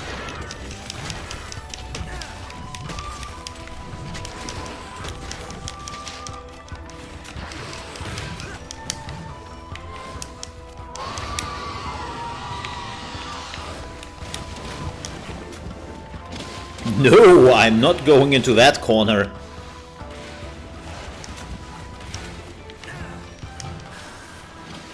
Yeah, forget that.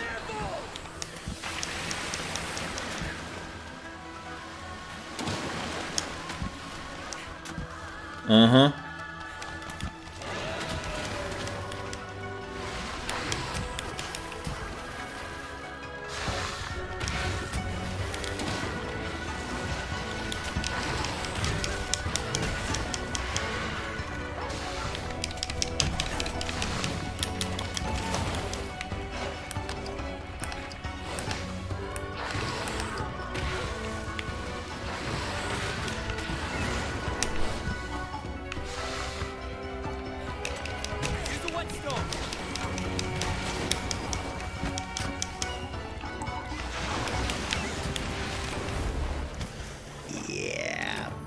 See,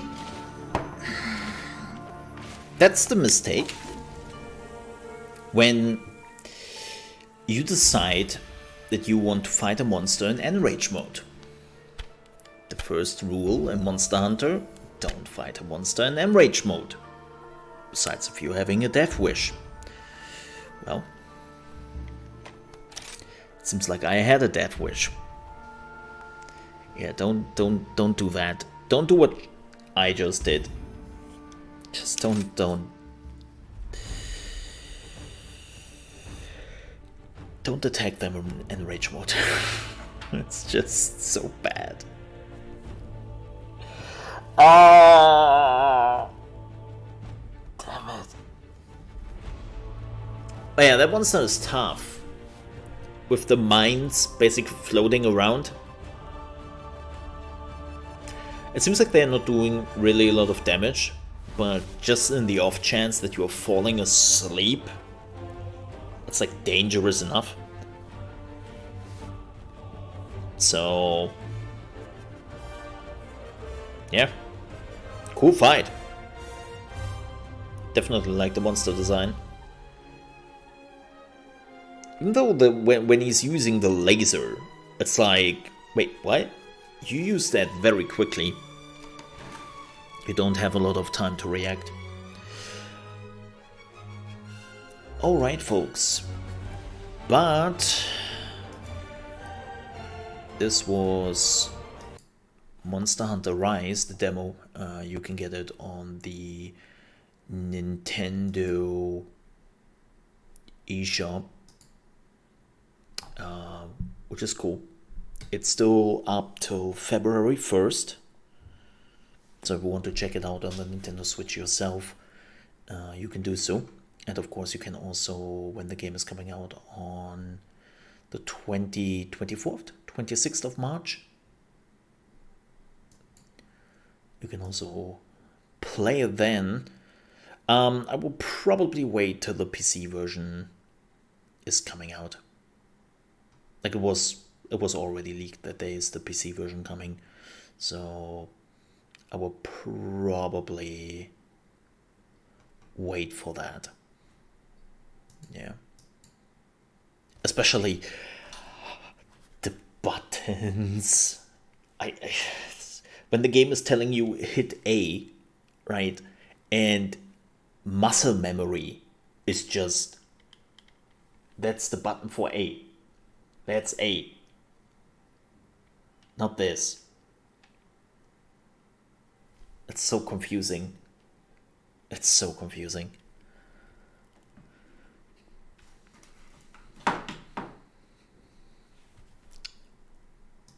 Oh well. Alright, folks. But with that said, I will end here. I might come back over the weekend to play a little bit of Cyberpunk, if I feel like it.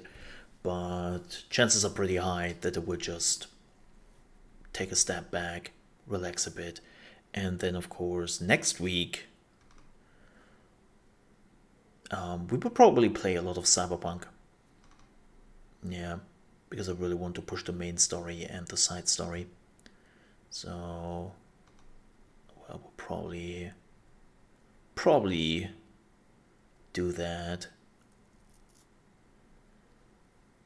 And I think next week, let me have a look very quickly. I think next week, no, we don't have any releases next week. The first big release is on Wednesday, on the 20th, when Hitman 3 is coming out. That's the first big game I'm aiming for. And I'm really looking forward to that one. Oh, I'm so looking forward to this.